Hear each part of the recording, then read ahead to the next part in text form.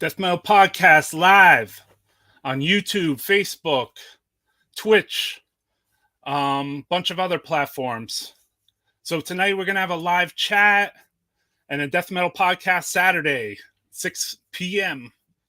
Our new time. Maybe it's not, though, because I'm just doing it because I want maybe there'll be more Euro people that might check it out at midnight in Europe or something, you know? Because obviously death metal scene is like international and national. So it's U.S. Even though I'm in the U.S., a lot of international friends of mine pop in or talk. And then if we can catch them before they go to bed at midnight, or whatever, then it's cool, man. I appreciate everyone that does tune in to Death Metal Podcast. Not big on the plugs. We got an Instagram if you ever want to know when the shows are. And then if you want to let anyone know by sharing our link on YouTube for the show, that way they can talk in the chat. So I appreciate anyone that tunes in. I already see the shit filling up with numbers right there. Hundreds of peeps. Cheers from the UK. That's what I'm saying. I want to try to get, like I'm going live earlier to try to encompass more death metal people all over the world instead of just US. All right. So I got my two guests here. This is a interview for Ruinous. I know both of these dudes like really good. So this is weird, dude. Like one dude I known. He's from my own hometown, and then the other one I know him for like a 1,000 years, dude. So this should be easy as an interview. Everything we do on here, like I don't have too many questions, or they're just ones in my head, basically. So, at some point, I ask the chat to ask the questions, So yeah, here we have it, Ruinous. What's up, fellas? What's up, Roy? How's it going? How are you, brother? I'm doing good. Fucking Death Metal Podcast coming to you with Ruinous. Worldwide, intergalactic. Yeah, that's what I'm saying. And going earlier, I feel like maybe it would bring more international people to watch this. You know what I mean? Because death metal is international. It's not just US. It's more international, right? In a weird way. Feels like the scene is strong in Europe, like stronger than the US one. But I mean, Alex said differently to me also. So, but yeah, man. Cool. So cheers to the UK. Cheers to Teary Rock. What's up, Paul? Montenegro. Fuck yeah, bro. That's what I'm saying right now. What's up, John Lincoln? How's it going, guys? How's it going? Thanks for tuning in to Death Metal Podcast. This is an interview with Ruinous, which is like a spawn. I mean, you guys are going to have to explain this to me because the earliest things or times, I am assuming, is like when you guys were, you guys playing other bands. So like, I guess this would be considered like a side band of some sort. But you guys also played years ago in a band together. And if I'm not incorrect, that would be Funebrarum. Yep. Yeah. So was that the first time you guys played together too? Yeah. Well, so actually, it's the first time we jammed together as musicians. But actually, for the folks who aren't from North Jersey and don't know, the first time that I met Alex Bouks, legendary guitarist, was actually at a show that you put together, Roy. Oh yeah. When Goraphobia played it was at the Speakeasy in 2008. It was Goraphobia, Hod, and Kalopsia. That was the first time that I met Mr. Bouks, and then a couple years later, in like 2010, 2011, he would join up Funebrarum because Nick Orlando had moved away and we were getting ready to do MDF. So Right. When he walked in that room, I was like, yeah, it's Alex from Goraphobia. That was my first time seeing Goraphobia. That was my first time meeting Alex. It was my first time meeting Rustin, and you were the guy who put all that together. So yeah, when you say you've known us for a it's long funny. time, I set up that show. Yeah, I set up that show, but that was the only Necroharmonic show where I couldn't go to. Gutter Christ like handled the show for me. Because for some weird reason, something bad happened at home that day. Like either one of my kids got hurt or something wacky fucking happened. So even though I did set up that show and at the Speakeasy in Belleville, New Jersey, that was the only Necroharmonic show that I actually couldn't show up to because there was like a fucking emergency for me, which is rare because I mean, who the fuck books a show and doesn't show up to their own show, you know? That was the only time that happened to me, and it was obviously an emergency that I don't remember what it was now because it was emergency, obviously. Because I was like, "Yo, I can't fucking be there tonight. What the fuck," you know? Which is stressful as a person who promoted a show, and then well, and that was the only show that Kalopsia played with our drummer at the time, Sean Eldridge, who was the drummer of Ruinous. So all three of us were on that stage. And Ruinous wouldn't form for another 6 years after that. Wow, that's Wild. cool, man. That's super cool, dude. I completely forgot about that show. That's funny you bring that up, Matt. Here's the show. I did some homework before this show. You know, I wanted to make sure that I came correct. Here is the show right here. Goraphobia, Hod, Kalopsia, Coffin. We actually had John McEntee on guitar for that show too. Gutter Christ. Yeah, he did a couple shows with us. Yeah. I got some. I remember. I guess that would be around this time, maybe. Let's see here, because I came with my homework too. Because me and you were hanging out one time at some show with my man Barrett. Yeah. What's up, Barrett? Yeah. And then you were playing a show. Oh, okay. With McEntee at the time. Yeah, there he is in the corner. No, that's the other dude. That's Chris. But I have a picture of McEntee actually and you on stage, which is like probably fucking pretty rare, dude, you know? Let me see if I could see it here. Yeah, with Goraphobia. Because he only played like one show or something? Oh no, like 6 or 7, maybe 7 shows, something like that. Here it is. Yeah. So it was around this time period, huh? Yeah. That's when that show at Speakeasy was? Yeah. Yep. Cool, man. Yeah, because most of my shows were at Hartley's, remember? Oh yeah. Oh, I remember. Yeah. I loved that era. I got to see so many awesome bands. In that time. Your band played one of my shows, did you not? And it's not on your metal archive. Weren't you in like Drown in Blood? So I was in Drown in Blood was a band I was in with Seb Russo from Dripping and Cadaverment. That band existed for like 3 weeks in between Cadaverment and Dripping, basically, or like right around that time. So actually I met you at Seb's house. So this is now we're getting real inside baseball. Yeah. Me and Sebastian were in a band called Retroversion in the 90s. Right. And he was my older friend and you were his older friend. Right. So like back in like the high school era, like 6 to 8 year age difference is a big deal. You know, now it's like who cares? But that was the day that I met you was at Seb's, at his parents' place. And it was just like, oh, that like he knows every band. He's like, he puts out records, all this stuff.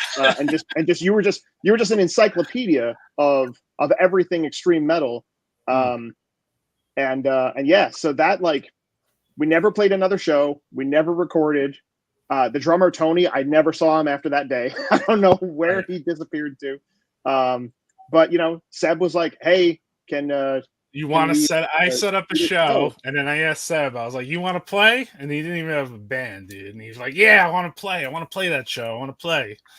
And then he called me up, and I was like, "All right, let's do it." I think maybe I came with a flyer, and then he came to me, and he was like, "I want to play that show." And I was like, "You don't have a band, dude." He's like, "I'll have a band for the show." I was like, "It's a couple of weeks away, dude." He's like, "I'll have a band." So yeah, and I remember Retroversion. I went to a Retroversion show.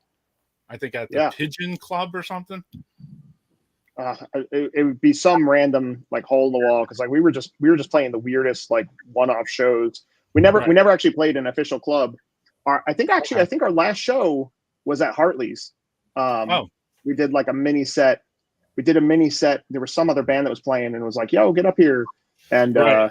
we like threw down like 3 songs or something like that. Split sets. That sounds like what Alex did with Agoraphobia and Incantation at the Day of Death. Double duty.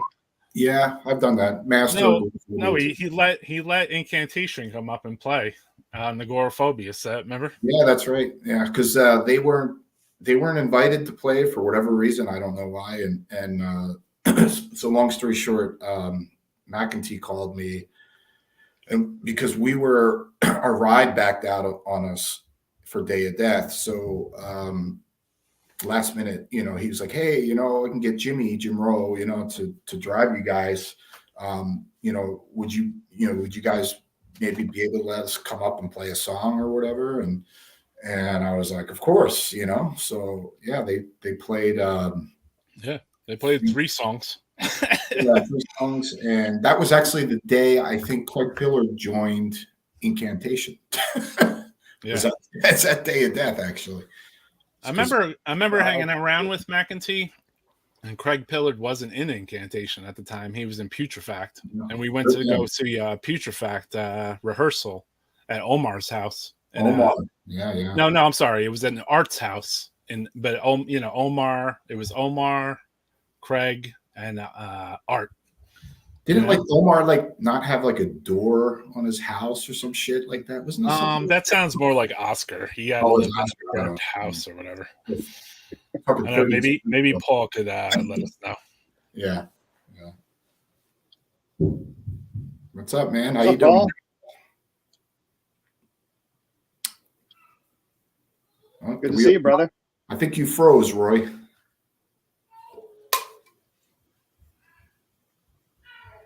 All right, we've carbonized Roy. Yeah. It's a Ruinous death metal podcast takeover. That's it. All right, now let's argue about Slam. Yeah. So Roy put on a ton of shows, like in the, at a bar in North Arlington, New Jersey called Hartley's, and saw a ton of bands there. Eternal Suffering from Massachusetts played. That was the only time I'd seen that band. Really underappreciated brutal death metal band from late 90s, early 2000s. Saw Nunslaughter, Black Witchery, Bazagorath, Evoken. And actually Hartley's was where I met Dave Wagner, who now plays bass in Evoken and was in Funebrarum, and before that was in Bazagorath.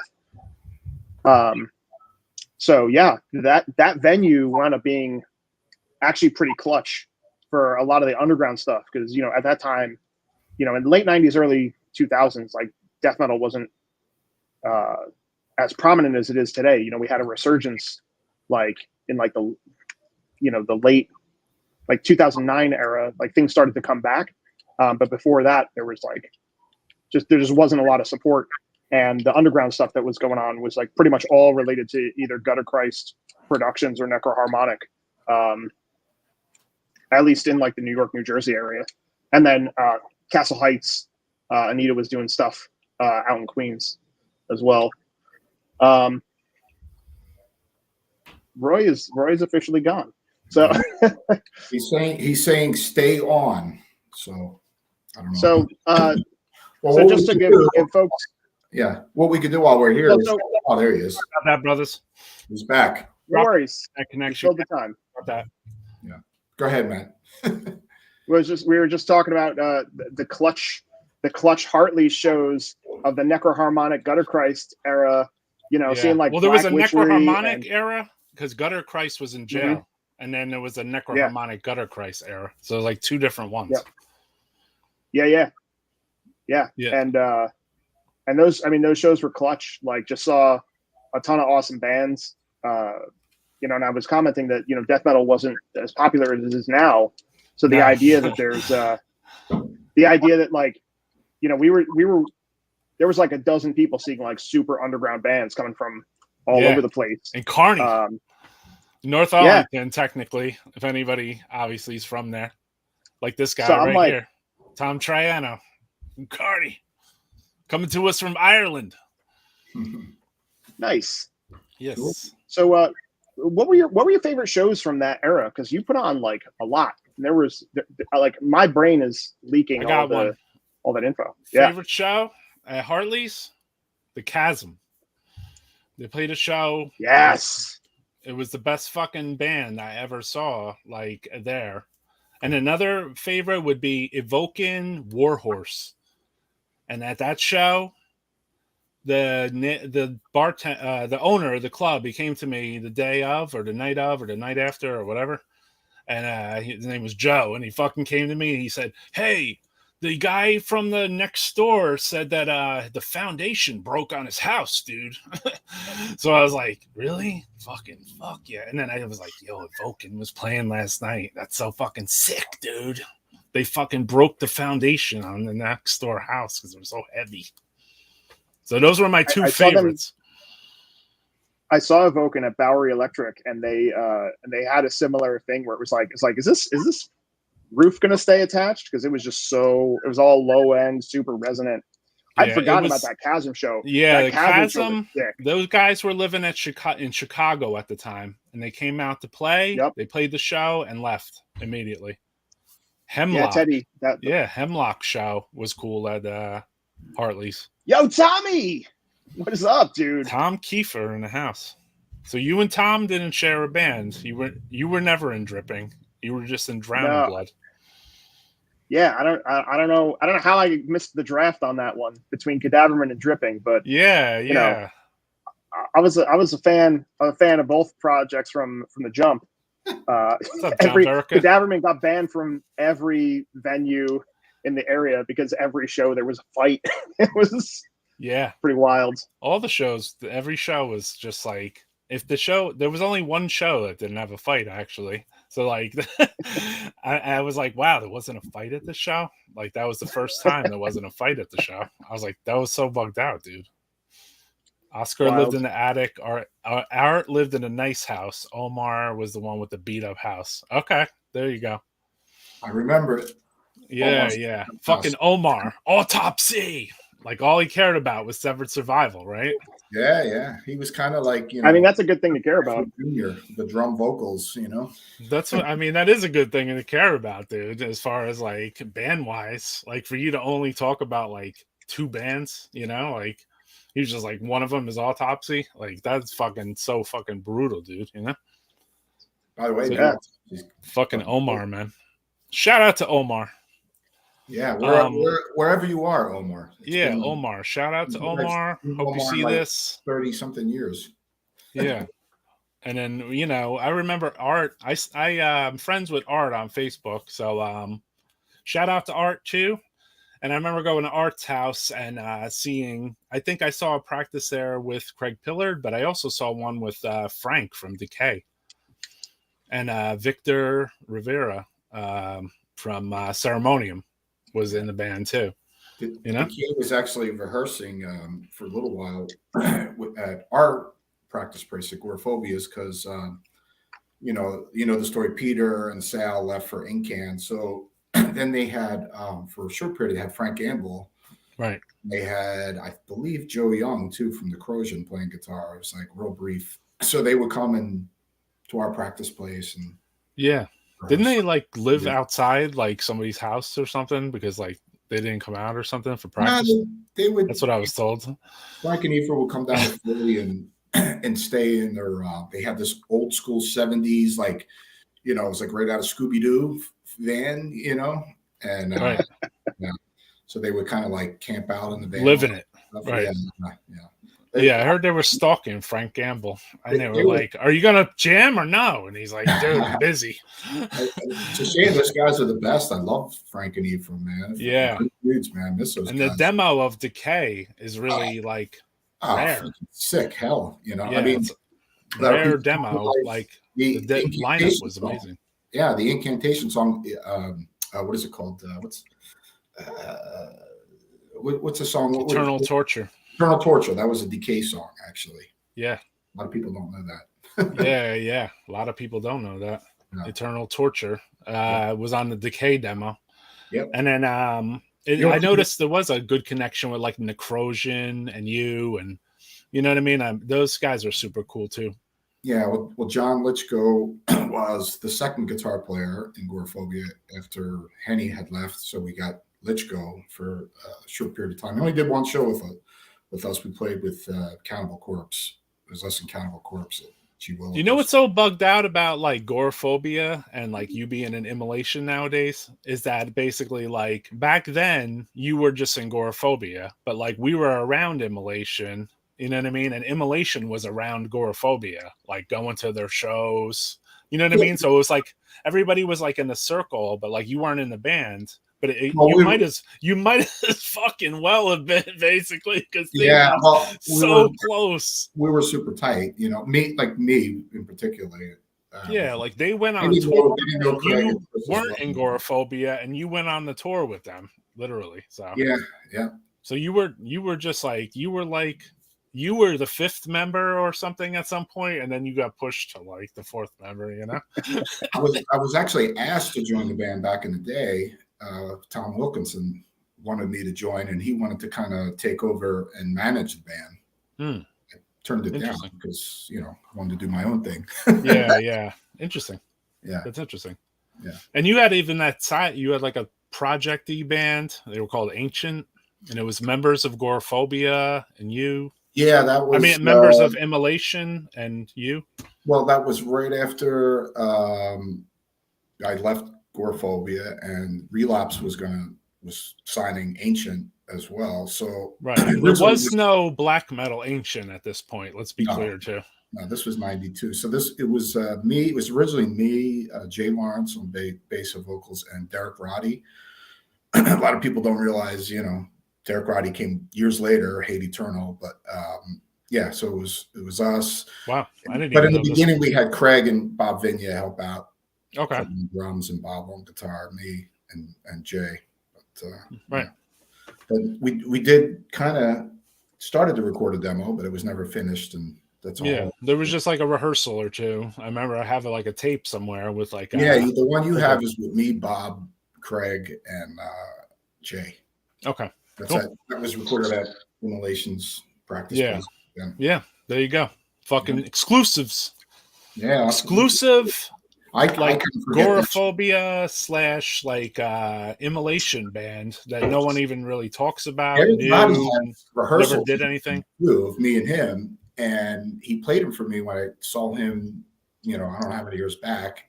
And then every time I see him now, he's like, "Oh, I'm gonna send it to you," but he never sends it to me. But it's pretty cool. Me and him playing Gorephobia songs and stuff. Derek Roddy playing Dementorum and Masochism and shit like that. Right.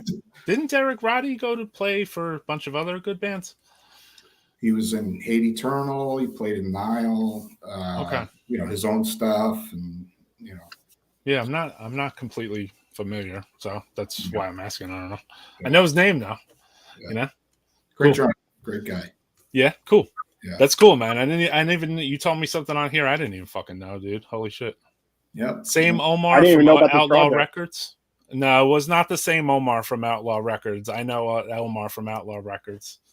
Shout out to Omar from Outlaw Records too, by the way. And I bought your Midnight record, and it was like a vinyl of the band Midnight. And you can only buy it with a money order. Like he was not taking anything but one money order, and he made like 100. And I went and I got a fucking money order. This was like 2 years ago too, or a year ago. So like this is like he was like no PayPal, which to me was like foreign because I'm like, wow, usually you just press fucking 2 buttons and you could just buy this thing, you know?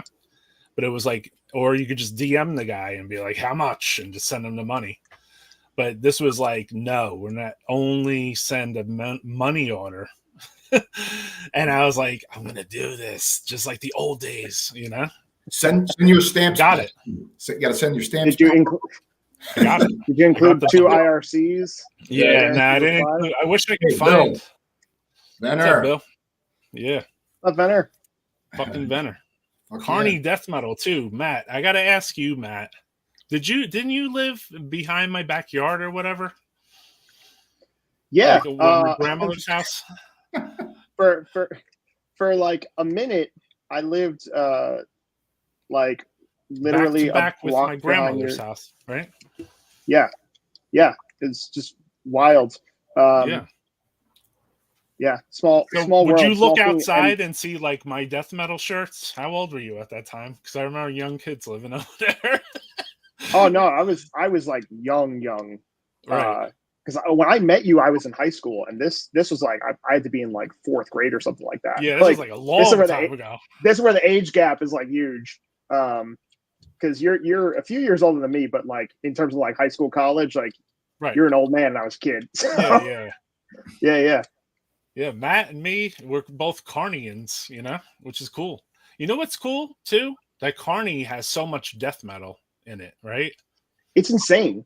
Evoken, Dripping, Disma, Funebrarum, Kalopsia, Deteriorate. Like there's Roots, and then obviously Necroharmonic Productions, Gutter Christ Productions. Right. Like there's so much stuff. That's it's a like lot for a one small town. town. One small town, Yeah. too.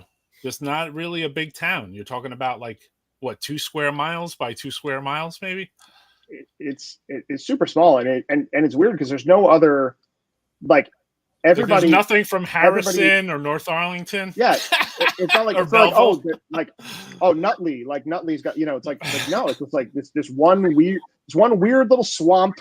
It's Right. like swamp on one side, Right. Newark on the other side, and Yeah. and this is going to be like A fucking death metal Ingram, mega town. Yeah, it was funny. I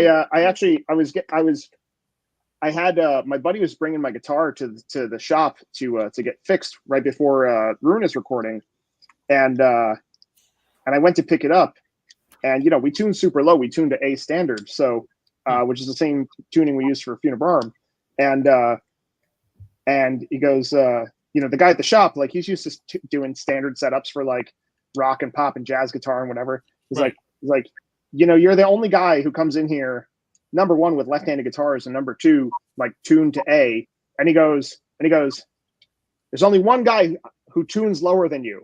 And I go, oh, you mean Bill? And he's like, how did you know? I was like, yeah, I know Bill. Because Gizmo tunes one full step lower. Right. I was like, yeah. And we all went to the same guitar shop, local place, Sweetest Sounds. In Lyndhurst. Yeah. I used to go there and hawk the place, like look at the material, look at the guitars and the pedals and shit. And meanwhile, I didn't play guitar. I should have. You know what happened? There was a store in Kearney. I don't think that was Sweetest Sounds, right? No, that was Paz. Paz Music Center, right? Paz Music Center in Kearney. They got this black Iceman. And I was like, I'm going to buy this. I'm like, fucking, I'm buying this. I was like, fucking, I think I was like 17 at the time. I was like, I'm fucking buying this. So I waited. It was like $479 or some shit. And I was like, all right, I'm going to get the money. I go back like 2 weeks later, a week later, it's fucking gone, dude. I'm like, really? This place would have their guitars like literally for a whole entire life. A decade, yeah. And the one time that I decide I'm going to buy a fucking guitar and be a band, dude, like start a band. I go to fucking Paz Music Center to buy the goddamn Ibanez Iceman, which, at the time I didn't even realize that was like the Celtic Frost guitar. Listen, I just thought it looked fucking brutal. And I was like, that looks like a death metal guitar, And they fucking sold it. I was so pissed, dude. I didn't even know what to do with my money afterwards. I think I bought a sampler with it, which is kind of funny. Do you remember, Roy? Tom Wilson always played Icemans. He had like 5 or 6 of them. So I remember. So he used to always play them. Of course, Paul Stanley. He's the one that really. Oh, maybe that's why. Maybe that's why I wanted it. I don't think so, though. But I'm a big fan of the Iceman too, Right. I've never had one, and one day it's on my bucket list. One of the guitars I got to get is. Yeah. What is it? I mean, this might sound like a weird question to somebody that has like a sponsorship or whatever, but like, like you're sponsored by a guitar company. Like, what if you did want to play like another fucking guitar? Like, would that like? Is it in your psyche that you can't play another guitar, or you found the guitars that you love? The company I'm with is ESP, and you know, that for me, they're the best guitars there is, you know, but yeah, I do own other guitars and Right. guitar brands, and I like other guitars too, but you know, Yeah. I'm pretty dedicated. Yeah, I'm sure if I played another guitar live or something for a show or two, it wouldn't be a problem. But Yeah. Okay. I don't even know how that works. I won't do that. I'm very dedicated Yeah. to ESP and you know, the other companies I'm endorsed by too. So. Do you remember growing up seeing ESP as a guitar too? Yeah, first person I saw with the ESP was Akira from Loudness, and you know I was a big Loudness fan and a big fan of him as a guitar player. So him, and then George Lynch, and then actually Scott Ian from Anthrax around maybe 85, 86. Seeing him with he had like an ESP Telecaster, I think, Right. And some Strats, and I hadn't tried an ESP yet, but you know, I saw those guitars. So I was like, wow, they're fucking cool, you know? And it kind of reminded me, they were kind of like similar to like a Jackson or something. And it's so weird because like when I was younger, I was more looking at like Scotty in shorts than I was his guitar, basically. What about you, Matt? I was not about the jams. Like, you talking about the jams? Remember? Yeah, I guess. I don't know. They had the Anthrax ones. Yeah, they would like wear them and stuff. It was a cool Anthrax one. It wasn't like, yeah. It was a skateboarder one, or it was an Anthrax one. I don't know. It was one of those two, and I wanted that. I wanted those at the time.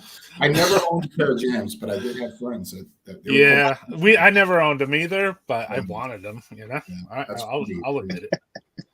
I remember Matt. My I gotta ask Matt about his guitars though. What's your weapons of choice, brother? So I'm left-handed. So when you're righty, you get what you want. When you're lefty, you get what they have, right? So I have a guitar over here that I actually bought at Sweetest Sounds in 1993. It was the second guitar I ever owned. The first real left-handed guitar was a 1987 Kramer Vanguard, and I played that on everything because I didn't have a second guitar for another 8 years. It was like another 8 years. Now, meanwhile, the dudes I was in bands with, they would take their guitar, sell their guitar, buy a different guitar. They'd have 55 different guitars during, the course of like 2 years. And I was like, here's my second guitar. How long have you been playing? 9 years. But then when I joined Tombs back in 2018, they had they're also endorsed by ESP. And man, I got my hands on some nice ESP guitars. So I have a Horizon, which is more like a Jackson soloist body. I have an Eclipse, which is more like the Les Paul, but my weapon of choice right now is the LTD Arrow, which is like a Rhodes style V with a curve, a bevel, and the body tapers at the end. Man, that thing, it sounds great. It plays great. I've got two of them now. I have one that's red and one that's like a blue purple metallic. What's the brand name? It's LTD Arrow from the LTD? ESP company. Oh, it's LTD is ESP. It's ESP also. Yes. Okay. Yeah. So it's like we're not endorsed by ESP, but if you want to endorse us, hit us up. Hey, ESP, if you want to send Roy a guitar, send a bass too. I also got an excellent ESP bass as well. But before that, it was all like, trying to pick and choose, because when I was 19, I was like, yo, I need to get a Jackson Rhodes V. That was like what I was after. Right. They didn't make a left-handed one until like 2017, and it was not a great guitar. But then I got the ESP Arrow, and I was like, this is perfect. Fuck, dude. So yeah. All right. Definitely maybe back I that saw 100%. this. Iceman John DePlache also. That's correct. So, there you go. John DePlache played on Iceman. Necron said his dad is from Kearney, so one step deeper into the fucking Kearney cable. What's up, brother? Damn. Wild. So that's wild too, right? Yeah. Yeah. Shout out to Carl, man. I actually Pius Levis. I have a lot of memories of Kearney from back in the early 90s of coming up to visit Roy at his his apartment, and this was back in my party days. And I think I smoked the biggest joint of my life. It was like straight out of Up in Smoke, Cheech and Chong, and the joint was like this. Bill Venner was there too. I remember we were all sitting around. We were listening. If you remember, I don't know if you remember. We were all listening to Blue Cheer, and we were listening to Blue Cheer vinyl and getting super fucked up, and But yeah, I have a lot of memories of coming up, walking around, just going from bar to bar, hanging at the what was that? That bridge too, or whatever. Yeah, Black Bridge. Yeah, hanging there and stuff. Yeah. Matt probably went there too, right? When you were younger? The Black Bridge. I can neither confirm nor deny. You can confirm or deny. Sometimes Matt would be at this house too. Yeah. Oh yeah, shit. Look at that. That's that is the recording session for we originally did an unreleased demo of the tracks that we would later re-record for the Funebrarum Interment split. And so we got a digital recorder on the coffee table there. This is Daryl and Dave's house. On that coffee table right there is also my that's my Tascam 4-track right there, because I would at least live in that in that living room right there. So I don't know. Are you sure it was recorded? Was it recorded with that thing? I know we definitely recorded a ton of stuff on that Tascam. We recorded a ton of stuff on that Tascam. That's my Tascam. I still have it, which is so fucking hilarious. Weird that it ended up in like that living room right there. And if anybody doesn't know, like that's the house that Funebrarum lived at, and that's where Dave from Evoken lived at when he was in Funebrarum. Bazagorath was like kind of from there. That house, you were in that house. Yeah.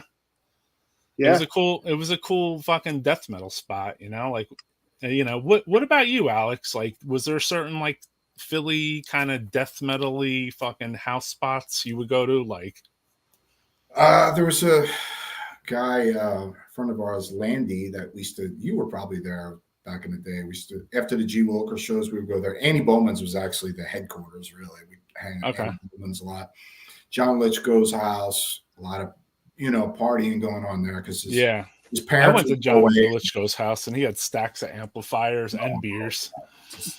That was I think I partied more in that house than anywhere with him, and it would usually end with him trying to throw me out or vice versa out of his house, and good times. But I don't know. But Annie's house was kind of like the headquarters. That was where. Would the band practice at Annie's house?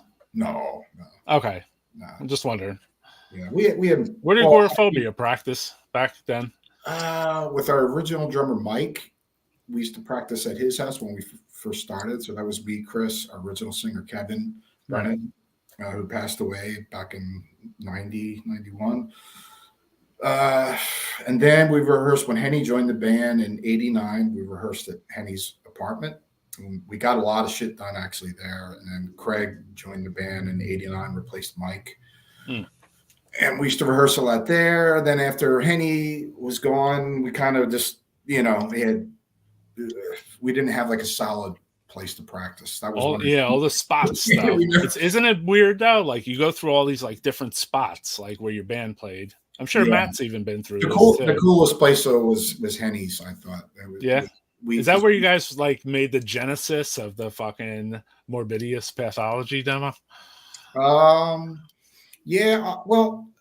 Organ Donor was old. That was the second song I wrote for the band. First song was Cremate and Hate that I wrote. So Organ Donor goes back to the original lineup. But Poltergeist Entrapment, what was the other song? Devious Regradation. That was done at Henny's basement. I wrote those songs at home and brought them to the guys and showed fucking them. Sick, dude. Chris had the lyrics already because Chris would never. It was kind of me and Chris had a weird writing combination because he, I would have music and he would have lyrics set aside for whatever, and then he would be like, "Well, these lyrics will fit into this song that you wrote." So we had an interesting collaboration, me and him, because usually a lot of bands will like write the music and then the lyrics will be written, along with the music. Like in Immolation, Bob will write all the shit and, Ross will come up with stuff in the studio, actually, you know? Right. So with Chris will already have like a bunch of lyrics, different songs he would have written. And then he would just be like, he would hear my music and say, oh, I got, this will fit in with this one. This fits. Yeah. So that's cool. Yeah. Fucking A, dude. That's so cool, man. Mm-hmm. A lot of people don't even know that shit, but you hear it here on Death Metal Podcast. So, yeah. And then last week we did an interview with Ross from Immolation, which was pretty cool. I mean, seemed like we touched a lot of cool spots. And I know Ross for a long time. Probably saw Ross's band before yours. So, like, I was just a fan, though. Just, like, hanging around, not really talking to the bands, even just going to a show like a fan, you know? Yeah. I remember leaving one of your shows and I was like it was like one of the riffs from like Cremate and Hate or Organ Donor, one of those, like we couldn't get it out of our heads. Like I was with Jim Rowe and like we were leaving, we're like and that's when you know a band is like you didn't even have a demo. We didn't I'd never heard your demo or nothing at that stage. So like, you know, I left there humming your fucking song, dude. I mean, that's kind of fucking memorable. You know what I mean? Like to like that song. That used to be kind of like that wasn't my favorite either, you know. Was that Organ Donor? Or yeah. Talking about. Yeah. So it's interesting. So I could just hum the song and you're like, oh yeah, Organ Donor. That's cool. You must see a huge progression now playing wise nowadays, both of you guys, from when you first started playing to now? Oh, absolutely. Sure. Yeah. I mean, the equipment alone is still happening. You know, you're still trying to get better and, you know, on your instrument and just get better at, you know, writing songs and things like that. And, you know, it's a process. It's still exciting to me. I'm still, you know, striving, you know, to get better and, you know, constantly trying to, you know, make the best record, outdo what you did in the past. That's the whole point, you know, just, you know, to continuously progress, you know? Yeah. Cool. That's cool, man. What about you, brother? Matt? Dude, I actually had a Yamaha 4-track, like your Tascam, and so you know when I was finally putting that thing out to pasture, I like dumped a bunch of stuff to MP3, and I had like just old rehearsal tapes from like the '90s, you know, like song ideas and all this stuff. But I also had like a couple boombox cassettes that were just like put the tape in the boombox, put it on the other side of the room, and like there's one thing that I saved it, and it's literally just amp noise, and it's literally I'm using the best equipment I have access to. And I can't even hear the guitar because the amp is broken, the cables don't work, the guitar kind of is a piece of garbage. And now it's like I don't have any of those problems anymore. So like the ability to buy strings when I need to buy strings is like already an upgrade, right? But you know, you learn what works, and it's interesting because you learn what works, then you start to fall into some patterns, and then you start getting bored with yourself, and then you have to find new things to do to break those patterns and do something different. And then you find yourself, you find yourself kind of like going up and down these different, stylistic choices. And then you're getting better. Your ear is getting better. Your concept of songwriting is getting better. You've obviously listened to more music across more times. So you're getting more, influence through osmosis. And so like one thing that's funny for when I write, like if you hear a song that's like super simple, right? It's the song I wrote immediately after writing something that was like super complicated, right? So like, because, we'll write like a song that's like, 6 minutes, 8 minutes, 11 minutes, right? And then like the next thing is like, all right, no, none of that complexity. Let's just get dumb. This next song is gonna be like 2 minutes flat, right? 3 riffs, 2 minutes in and out, done. Right. It's funny. And so, it's funny you bring that up because there's for the new songs that me and Matt wrote, there's a song in particular that Matt wrote, and it might even be less than 2 minutes or something. And I heard the demo that he sent me, and I think he meant it to be just riffs, and I was like, no, dude, that's it. That's it. It's done. punch in the face. That's it, and there it is. And it's one of my favorites, actually. And it's literally just really like 2 riffs, I think, something like that. Right. Yeah.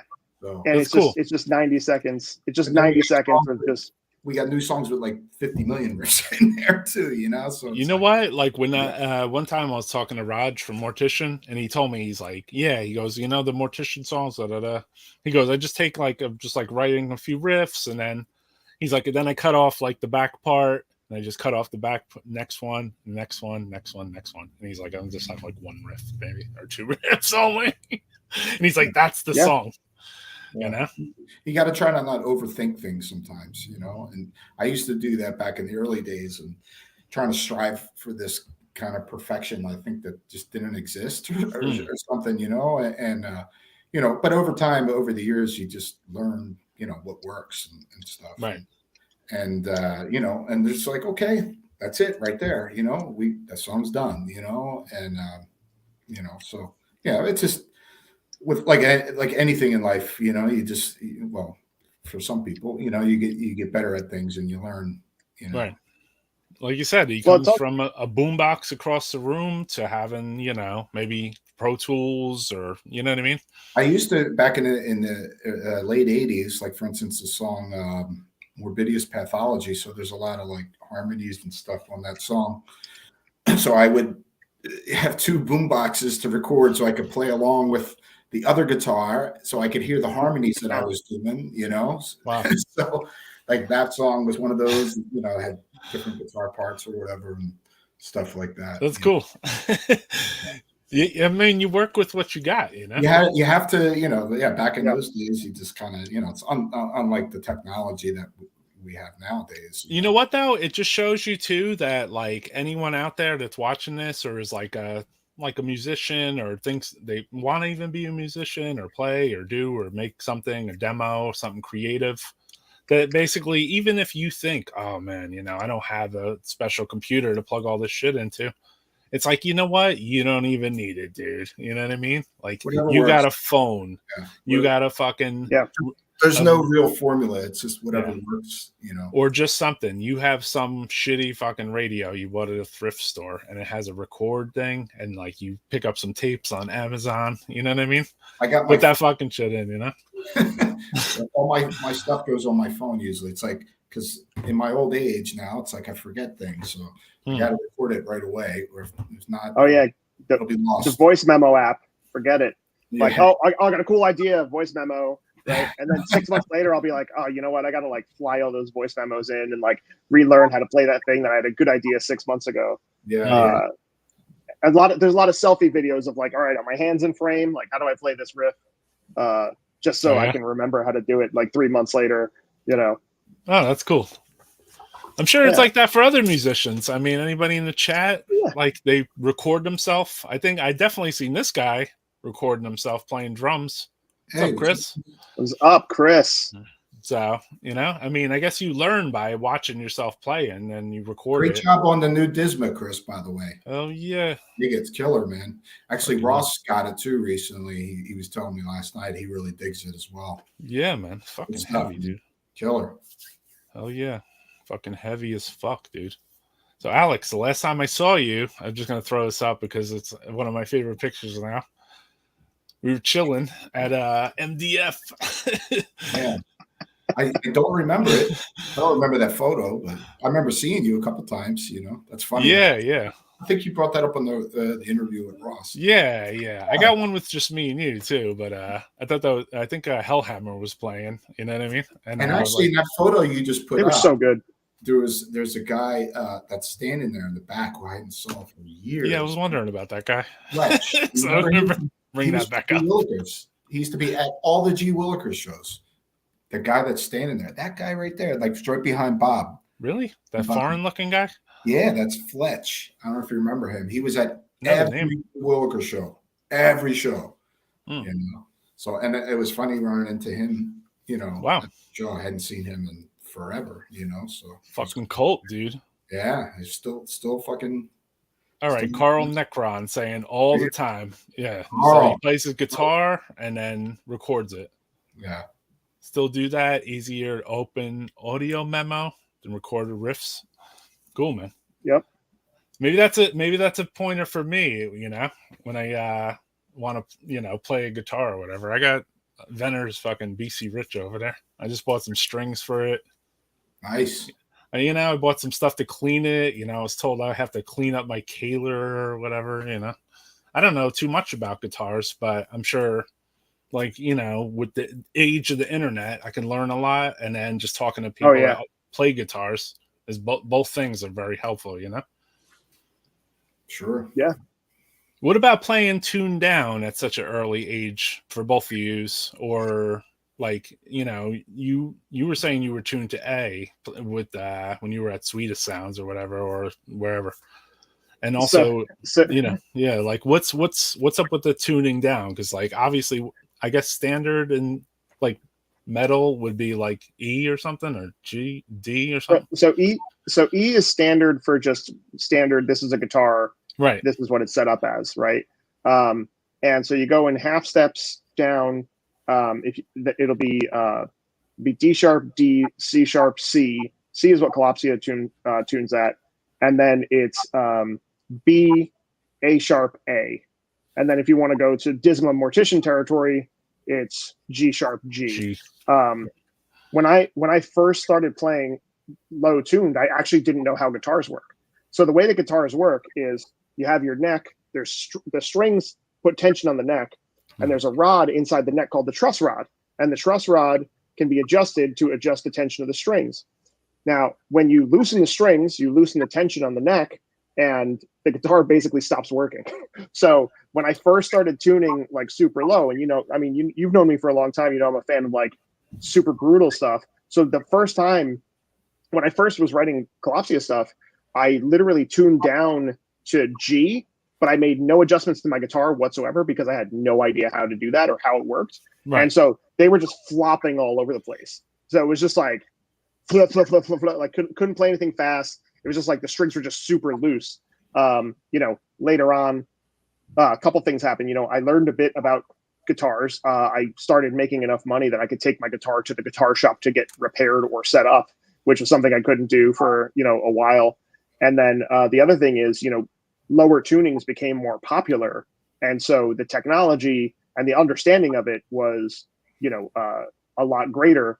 I noticed that over time, lower tuning became more popular over time, just with and in the world of gent and 8-string guitars and stuff, the tunings are super, super low. So now, guitar techs understand that stuff.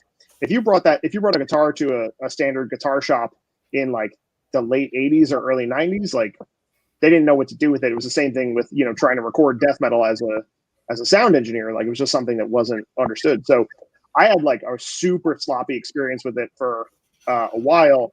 And then, after having a guitar properly set up, I was like, wow, this sounds great. With the low tunings, I use heavier gauge strings, which means everything rings out longer. It's more resonant. It also provides more resistance against my hand, so I have to play more aggressively. It changes the way that I approach the guitar, because I used to play with super light strings, and with light strings, you can move really quickly, but you're not having to really dig in.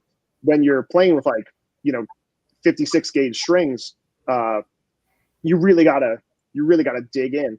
So it just it makes it a lot more physically demanding, but you also get a different sound out of it. So you have to balance. If you're doing that live, you got to balance it because it's just an endurance test.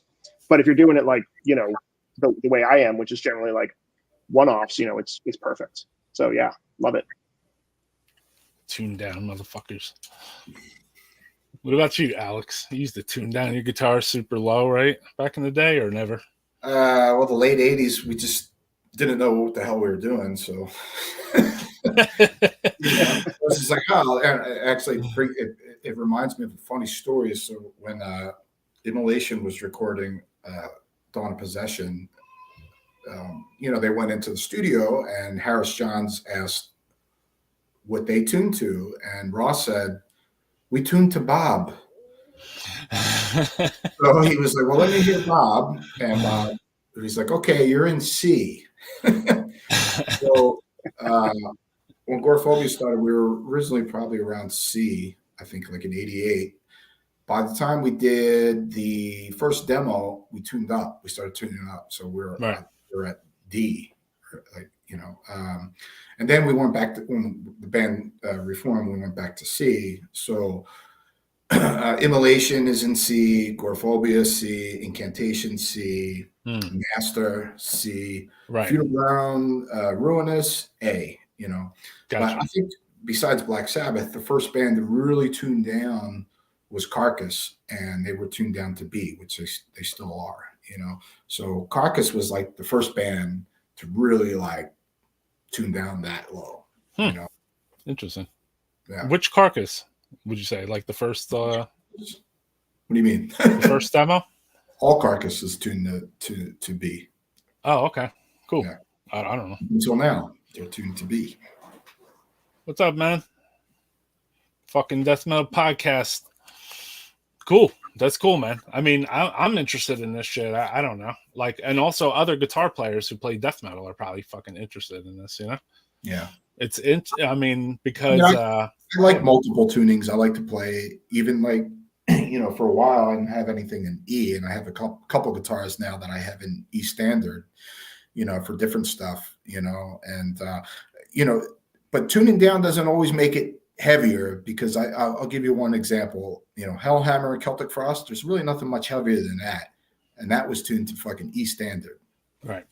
So I still don't, all these bands tuned down low. There's nothing heavier than Hellhammer, in my opinion, at least. They were so good at MDF. Oh yeah, they were good. Oh yeah, it was great. Yeah, so brutal.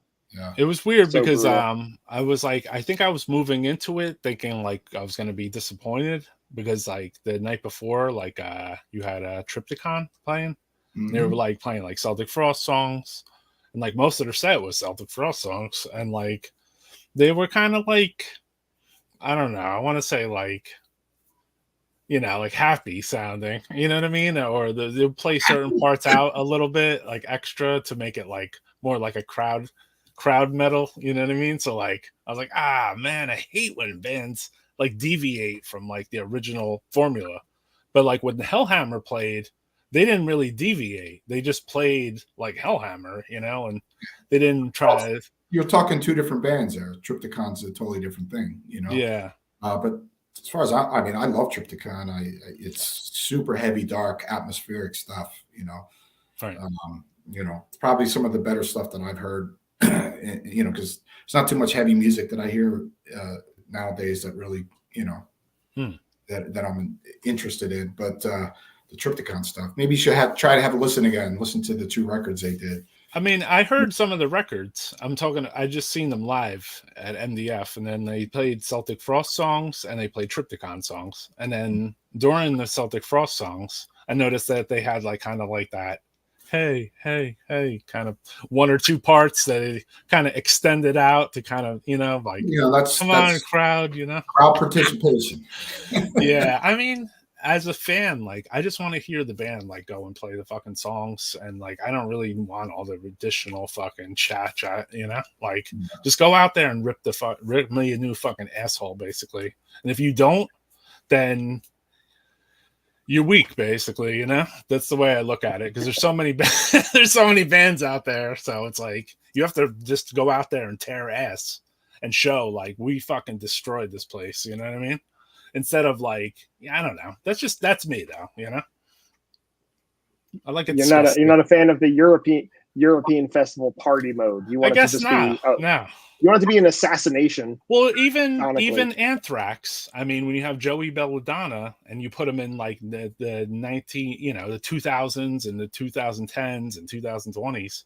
I mean, if you listen to an Anthrax concert or something on just like YouTube or wherever, or you go to one, like, he is not singing those fucking songs, and the asshole, he's like up there fucking babbling and like seriously not, you know what I mean? And it's like, just sing the fucking songs, bro. You know what I mean? I came here to see a show. Like, you're up here, like, I don't know.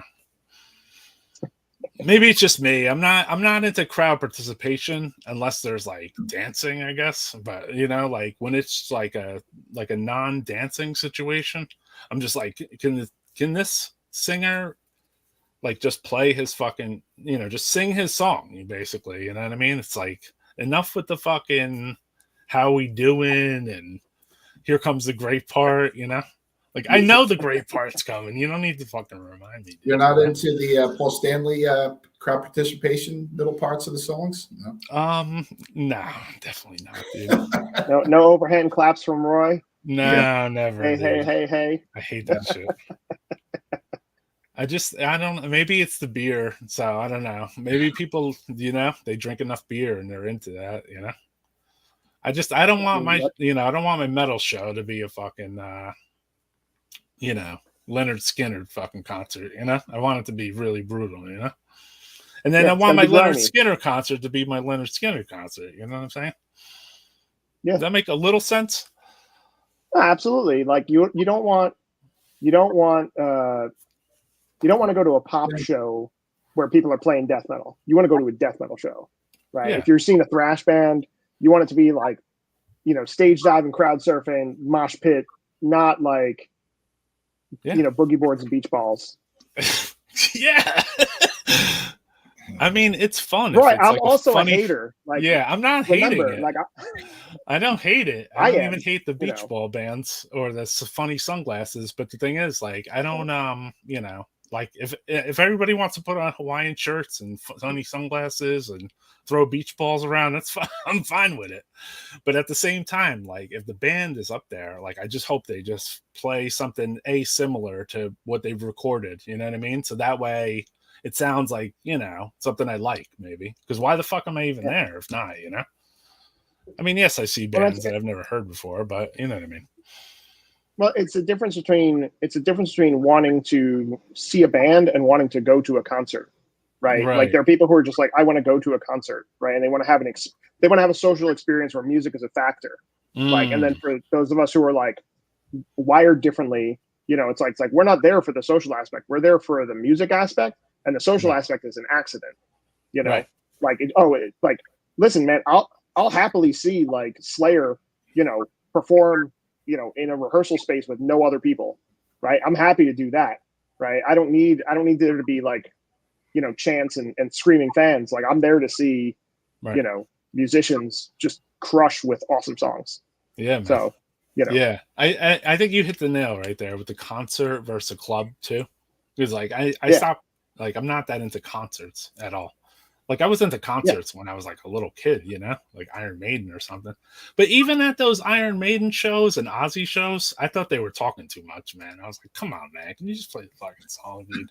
Enough of this Metallica, Well, they got 2 hours up there. Yeah, you know what? They got plenty of fucking songs. Yeah, fuck that. They got plenty of songs, dude.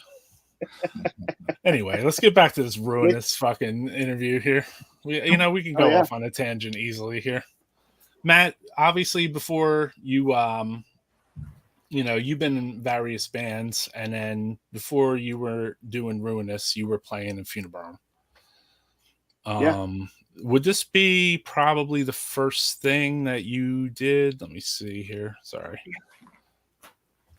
All you got to do is lean to the left, and you'll see the first thing I did, which is the instrument split. Was the first right? That's the contribution to the canon right there. I thought it was the something else though, like a promo demo from 2000. No. All right, you're not on that. No, just okay. So they did the first thing you would be on would be the interment split. Yeah. Okay. Yeah. Cool. So that's that was my entryway into the band. So actually, and again, this just paints the picture of how like everybody in the scene is connected, right? Like, I was I had contacted Daryl, the singer of Funebrarum, about doing a logo for Kalopsia, because he was he's a talented illustrator. He did logos for Funebrarum and Bazagorath and things like that, and I met up with him. He and just to date things, this was like 2005. He was giving me the CDR that had the scan of the hand-drawn logo. And he was, we met at this pizza shop, and he was with his new drummer. and he's like, hey, we're looking for a guitarist. Would you be interested? Now, going back even further, the drummer who played on that first album, and actually this will really tie things up. The drummer who played on that first album, Brian, was in a band with me called Eschaton. Oh, that's Brian right. met Daryl and Dave at Hartley's at a show that you booked us for. So, right. So, I knew about Evoken and Abasagorath because I had gotten records from Elegy at that point. Right. And so, they came up after the set and they were, talking to us, and they were talking to Brian. Brian joined the band. So Brian was in Eschaton on our 99 demo, and then or 98 demo, and then he joined Funebrarum, did I don't know if he did Triumphant Ascent, but I know he did The Tombs of Sleeping Darkness. And then he left, he rejoined, he started working with me again, recorded drums for the first Kalopsia record, and then he's a on couple that? years later, Sean joined. Oh yeah. Okay. I didn't know that. So, Brian, yeah, he was a cool guy. Yeah. Funny. You know who else met at Hartley's and formed a band? Dripping. Yeah, fucking Tom and Bruce came to one of my shows, and they met Sebastian there. No kidding. Isn't that weird? That's wild. So That's two wild. bands there. Yeah, I remember when your band played there too. So they stole your drummer, basically. He they did me a favor. Well, because we were at that point in time, like we were still in college, so like our guitarist like moved back to Virginia after the school year and all this stuff. And I obviously I was a fan of Funebrarum because I was a fan of like down-tuned death metal. And I knew, like I said, I knew Abasagorath and Evoken. So as far as I was concerned, I was like 19, and like these guys are like, in their mid to late 20s, and they're like, they've already got stuff under their discography. And I was like, holy shit, this is fucking awesome. Yeah. It seemed like when you were in Funebrarum too, like on this Interment split, like you were involved with the songwriting and as well. Yeah. So, when I join a band, if I join a band that already exists, like there's kind of two conditions that have to be met. Like the first is I have to like the band. Right. I can't join a band whose music I don't like. It's just not a good use of my time. I don't have enough time to fuck around like that. Right. And then the second thing is, I have to feel like I can bring something to the table. Right. And with Funebrarum, I felt like, what, like there's great riffs here, but I feel like I can press on, like elevating the songwriting and elevating the sort of like overlay stuff to make it a little bit more ferocious, but still maintaining all those dark elements. Yeah, so the first song that we you recorded on this thing, then this was the first recording with them. Yeah. So the Funebrarum Interment. We wrote the first song I wrote with those guys was Grave Reaper. Oh, okay. And so that remains a crowd favorite to this day. And the idea was like, hey, let's take all these brutal riffs, but then also let's overlay it with some darker, more melodic stuff. Let's add like some more complex, musical overtones to it, but keep all the brutality. Strengthen the arrangement, really just hammering on it. And where you can hear that the most is actually on that same split. There's a re-recorded version of Kingdom of Suffering Souls, and that's on the reissue of the first album. And the reissue of the first album. I know who put that out. The first album. I think it was an album. Indeed. And the version we did in 2006 is actually longer, but it feels shorter, right? Because it's just and that's like just me hammering on the songcraft of it. Right. And then we did, the Grave and the Interment, or the Grave and the Abhorrence covers. Right. And that rounded out our side of that split. And a little bit after that was this, or were you running Kalopsia concurrently with this? So they were both running kind of concurrently. We didn't have we had some Kalopsia was historically plagued with lineup issues, and there in the modern era you can jam with anybody anywhere. You send a file over WeTransfer and they send a file back and you're good to go. But when you have to drive to someone's house and play during a 2-hour window on a Saturday, that gets really complicated. But yeah, the Sleep and Morbid Dreams we recorded in 2007. It took a year and a half of just hammering on those songs to get those 7 songs out the door.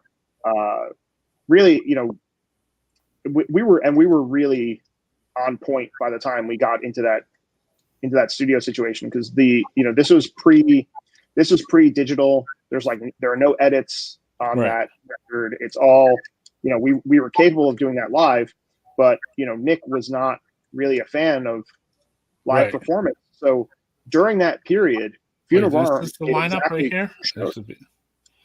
Yeah, so that's Sean, who's now in Ruinous, and then me, and Daryl, Nick, and Dave, and this is in Sean's backyard at a break during rehearsal. Nick didn't want to play live, so we got offered a show with Demolich back in I want to say 2006, and Nick called me the day of and was like, "Yeah, I'm not going to make it." I was like, "Well, all right, we're fucked," because there's riffs that I don't know. And then we later had that show that you booked with Dead Infection, which was this show right here, right? Yeah, and that was the first show that we did where we we knew Nick wasn't going to be there, so we did it as a 4-piece. But the band didn't want to perform without Nick, but Nick didn't want to perform, so this basically is from didn't play that any show, shows. I believe it was. That's from the Demolich show. Oh, that's from the Demolich. All right. Yeah, that's the basement in North 6. This is a wild show. I got one more though. Hold on, this is from the Dead Infection. Sorry. Yeah, I took this photo. So you probably never seen it before. Brutal. Yeah, no, yeah, definitely not. Yeah, this is from that Dead Infection show at yeah. I got a little, things, right? Yeah, little things hiding out there, Yeah. Cool, man. Good photo too. That show was fun, but we had not written as much of the material as we would have liked by that time, so our set was actually pretty short. Yeah, remember that comparatively. And then then it was just back into the bunker. Our record release show for that record, which we recorded in 2007, was MDF 2011. That was the first show we played after that recording. Okay. Yeah. I didn't know that. So was that the show that Alex played on? Yeah. Wow. Yeah. So Alex joined, what was it, late 2010, early 2011? Something like that. Well, Alex joined Funebrarum. I was just kind of helping out because Nick, remember Alex before that though, you had done a tour. Didn't you do this tour before that with Master? That's not Funebrarum. That's I know, but I'm saying, wasn't this before you even joined Funebrarum, or this is? That is probably 2009. Yeah. Right. It was a Master Agoraphobia tour. Right, just right before kind of you. I mean, you were in Funebrarum very short time from what I remember. Yeah, I knew Nick the longest, to be honest with you. Right. I mean, it was back in the early days from Ronnie Dio, because Ronnie used to bring him around and stuff. But I knew I really didn't know Matt and Sean really, and so I was friends with Dave and Daryl, and I don't know if it was Dave or Daryl, I can't remember, but one of them asked me about helping out if Nick wasn't able to make it or whatever. And I was like, yeah, of course, because I recently heard the Sleep and Morbid Dreams, right? That's called. And I thought it was really good because I heard the stuff before that. It was like, oh, it's okay, and I heard the Sleep and Morbid Dreams. I was like, wow. Yeah, that was a fucking heavy one, bro. And So yeah, the old lineup, obviously Sean, who plays with you and he has a Six Sodom shirt on right here, I have to say. nice. He plays with you now in Ruinous. Yeah. And then so there you have Nick Orlando, who's a brainchild behind Funebrarum and Evoken. Mm-hmm. Daryl, and then Sean, who plays with you now. Yeah. So they asked me to do it or whatever. So I that's when I really met Matt and got to know him. Matt was the one that was helping me show me the songs and stuff like that. And for meeting of the minds. Yeah. Two guys come together and you're like, damn, this guy is more in tune with me than maybe some of the other members. Absolutely. So, when me and Matt kind of, bonded pretty early and he became a real close friend of mine and stuff. And so fast forward, was it 2011, maybe 2014, I think. So there was just a lot of, we were writing for. Don't fast forward too fast. Hold on a sec. Before that even happened, did you go on this tour with them? Yep. So you did this tour with Undergang. Yep. And then you guys toured Europe together. Yep. Which is very sick. And then you also recorded, if I'm not mistaken, on just one Funebrarum thing. Yeah. Let me just find it here. Yep. Which was the 7-inch. Dead of Winter 7-inch. Yeah, I might not have uploaded that. I think it's terrible, to be honest. I think it's horrible. So that was a split with Undergang, the 7-inch. It was a Funebrarum Undergang split 7-inch. It was basically recorded for the tour, correct? Yes, it was. It was promo for the tour. Yeah. Right. And then a little while after that, Matt, you left Funebrarum? So we did the tour in 2011. 2012. And then 2012. February 2012. And then we were, we were trying to write this next record. And, like Alex said, and you said it was a meeting of the minds, Alex would come up to my place in Jersey and we basically would just have these like super productive writing sessions. He'd come up, he'd have some ideas, I'd have some ideas. And by the end of the day, we'd have like 2 or 3 like songs that are finished. And it was like a whole, and there was no egos. There was just total respect for each other's talents. Were you in Carney, Alex? Didn't work. What's that? Were you in Carney at the time? He was. He was. Yeah. It was on Duke Street in Kearney, New Jersey, right by West Hudson Park. Yeah. So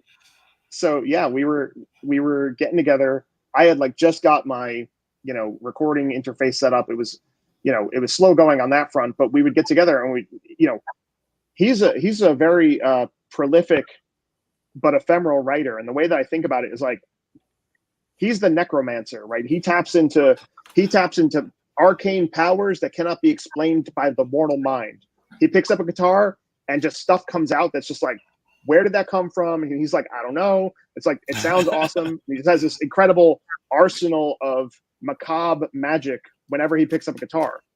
I'm the Herbert West, right? Like I've got to like dissect everything and do all the science. And like, then I get the green fluid in the syringe and I'm like, all right, now I can reanimate this thing. So his approach is different than mine. Right. Okay. But when they come together, it's like, he can do stuff I can't, I can do stuff he can't. And then there's stuff in the middle where we are both really strong. And so it's like if 2 martial artists are sparring, but they have different styles, like you're forced to adjust and adapt and learn those skills. So like learning Alex's playing style, like stretched me as a musician, just like working with Nick, just like working with, other folks that I've worked with. But then I would be stuck in a writer's block situation. I'd be like, oh, I think, this. And then I would go, well, why don't you do something like this? And he would just solve the problem immediately. And so we were cooking. We were like cranking out with gas. Material. Yeah. And then a wrench got thrown into the gears.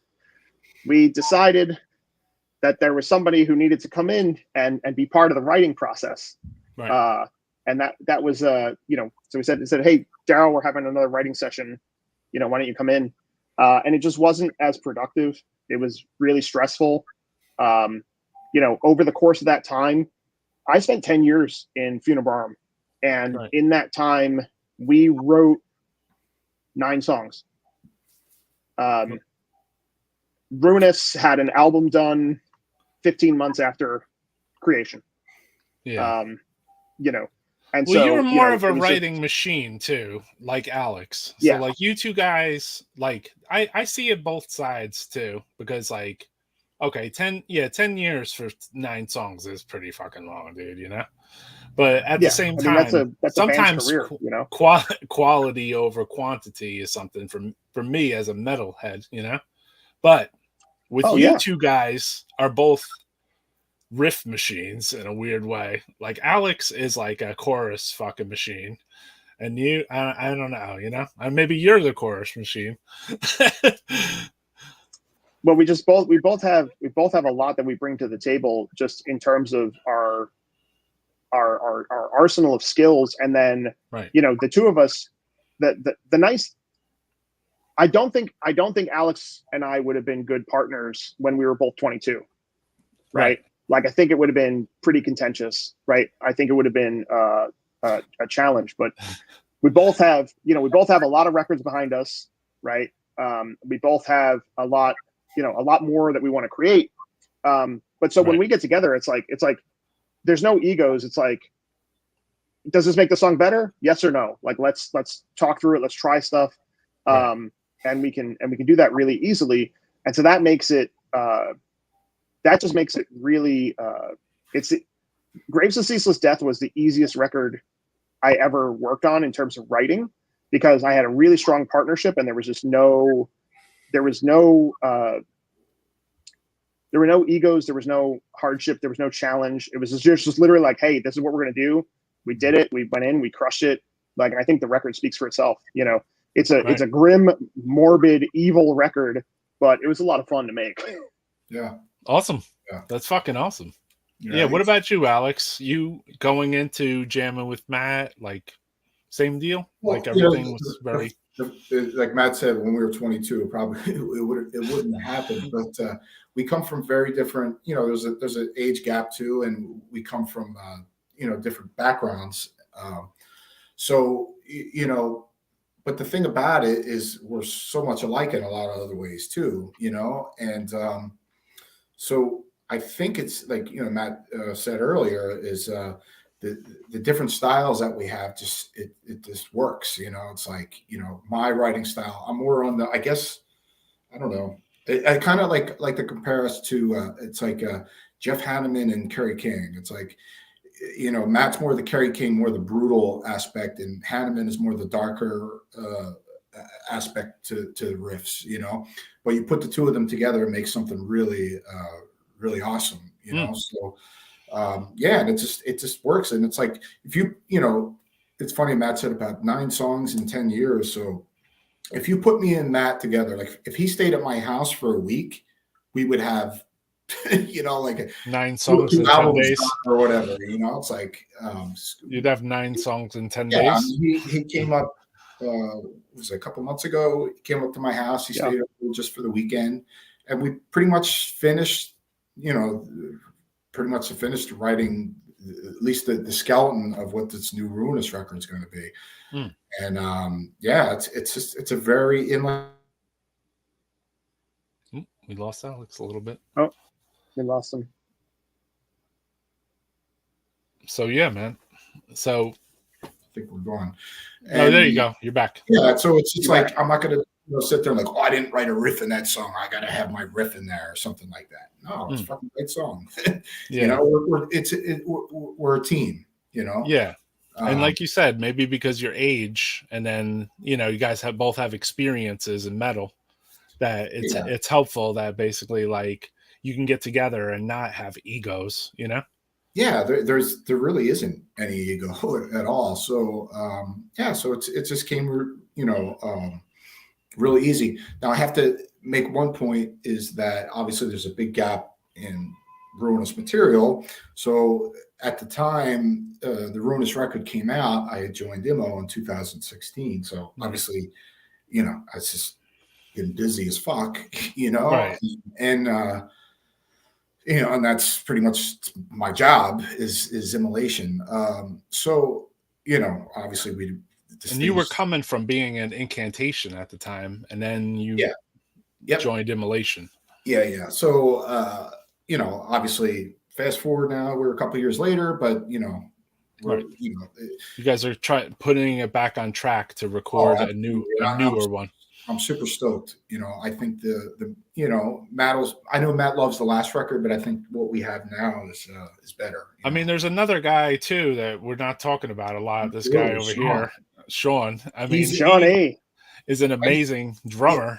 Oh, absolutely. And the thing about Sean too, because Sean is younger too than me, but his musical taste, his tasteful drum playing, he plays more of that old school type of drums that I like. It's not all this, machine, whatever kind of thing, and it's very barbaric drumming. Like, if you could, like Sean or like a Jim Roll, very kind of similar type of playing. It's super barbaric, more kind of like even like rock kind of vibe too to the playing, and that's the kind of drumming that I like. So that was another thing when I was playing with Funebrarum, was getting to know Sean, getting to jam with him. I was like a fan of his drumming.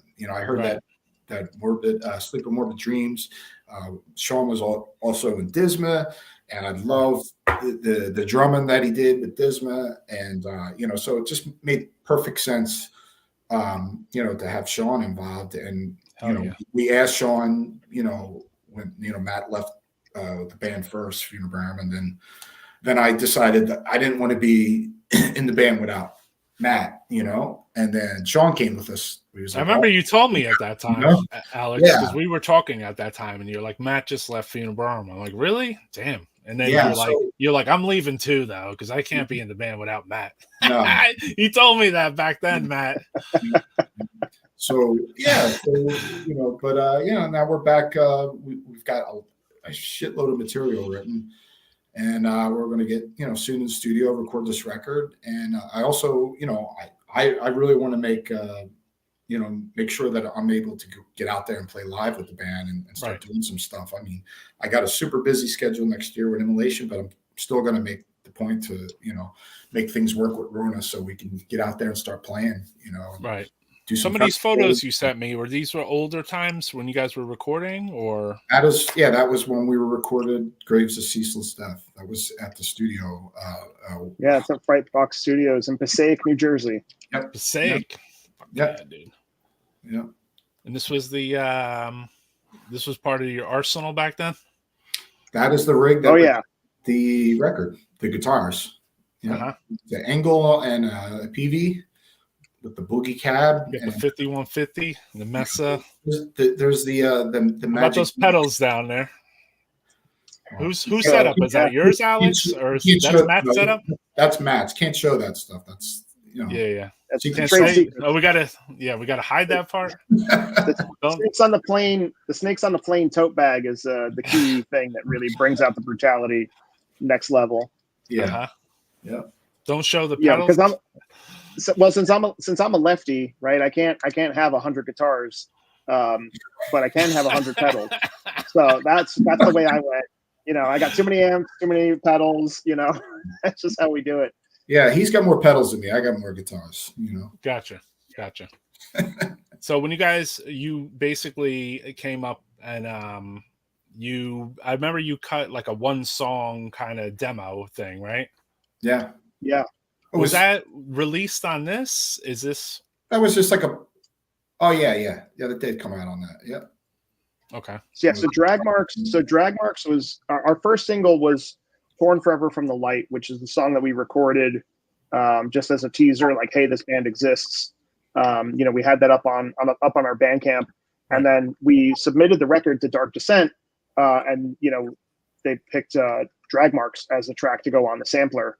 And so that was like a lot of the world's first introduction to Ruinous was that sampler, and then the record came out later. That year. How far in between was like because this is the record, obviously, right? Graves that record came out in November. That came out in November of 2016, and I want to say the sampler came out in like like late spring, early summertime. So it was Listen, like for the viewers of Death Metal Podcast too, and I think I could say this for all of us, that basically you guys have two things going on here. You got three actually, and to I'm seeing, you got a fucking sick logo that you could read. First of all, you got amazing fucking artwork, and then it's also fucking morbid and green and fucking death metal looking. You know what I mean? So you hit a lot of nodes right there for me. You know.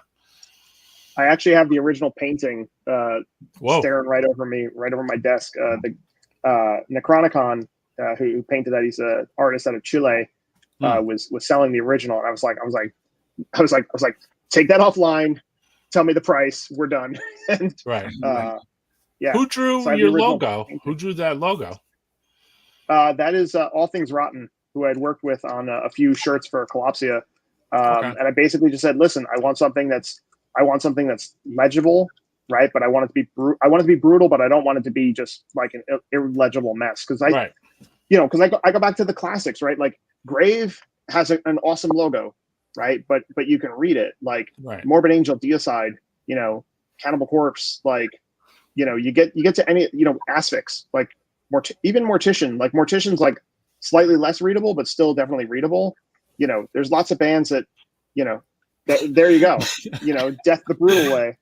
And so I was like, look, I want something that's got a classic vibe, but something that is really aggressive looking. It's got that rotted element. Looks rotten. The whole thing looks rotten. The cover is rotten looking. Yeah. The logo, everything, man. So Dark Descend, you guys were in contact with Dark Descend and worked out a label deal with them. Readable logo, the witchcraft that witchcraft is this? Somebody had here. There's a few people that wanted to talk about the bands talking in between songs. The band that wouldn't stop talking between the songs. It's all Maiden. They ripped, but Bruce loves to talk shit and entertain. Alex loves Iron Maiden too. So yeah, Matt, I just assume that the drummer needs a break. Yeah, Matt, what is the relation to Funebrarum logo? I just figure respect Funebrarum worship. I think he's talking about the Funebrarum, maybe. Yeah, I mean, Funebrarum is definitely a big factor in Funebrarum.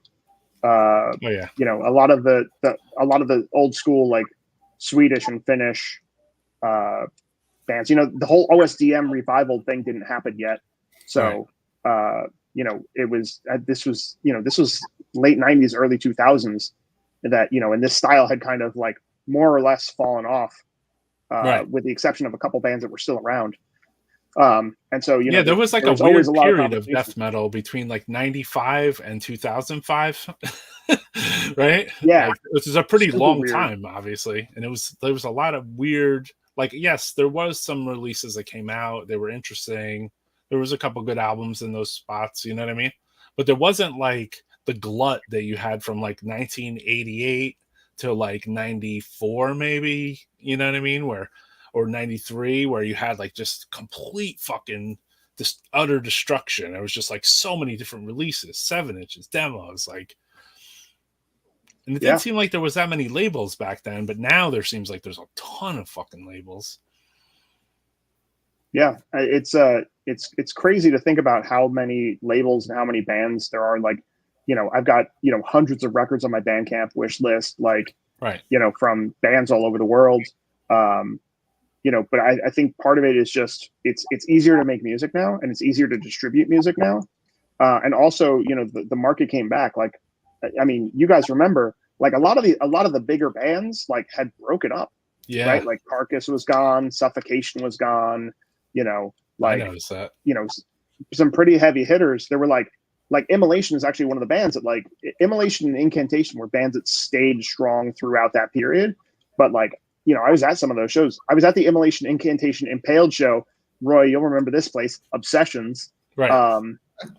And there were like, it was like a Tuesday night. It was raining. There were like 6 people there, and now that show would sell out Vitus in 40 seconds. Right. It's just wild. We had like, it came down.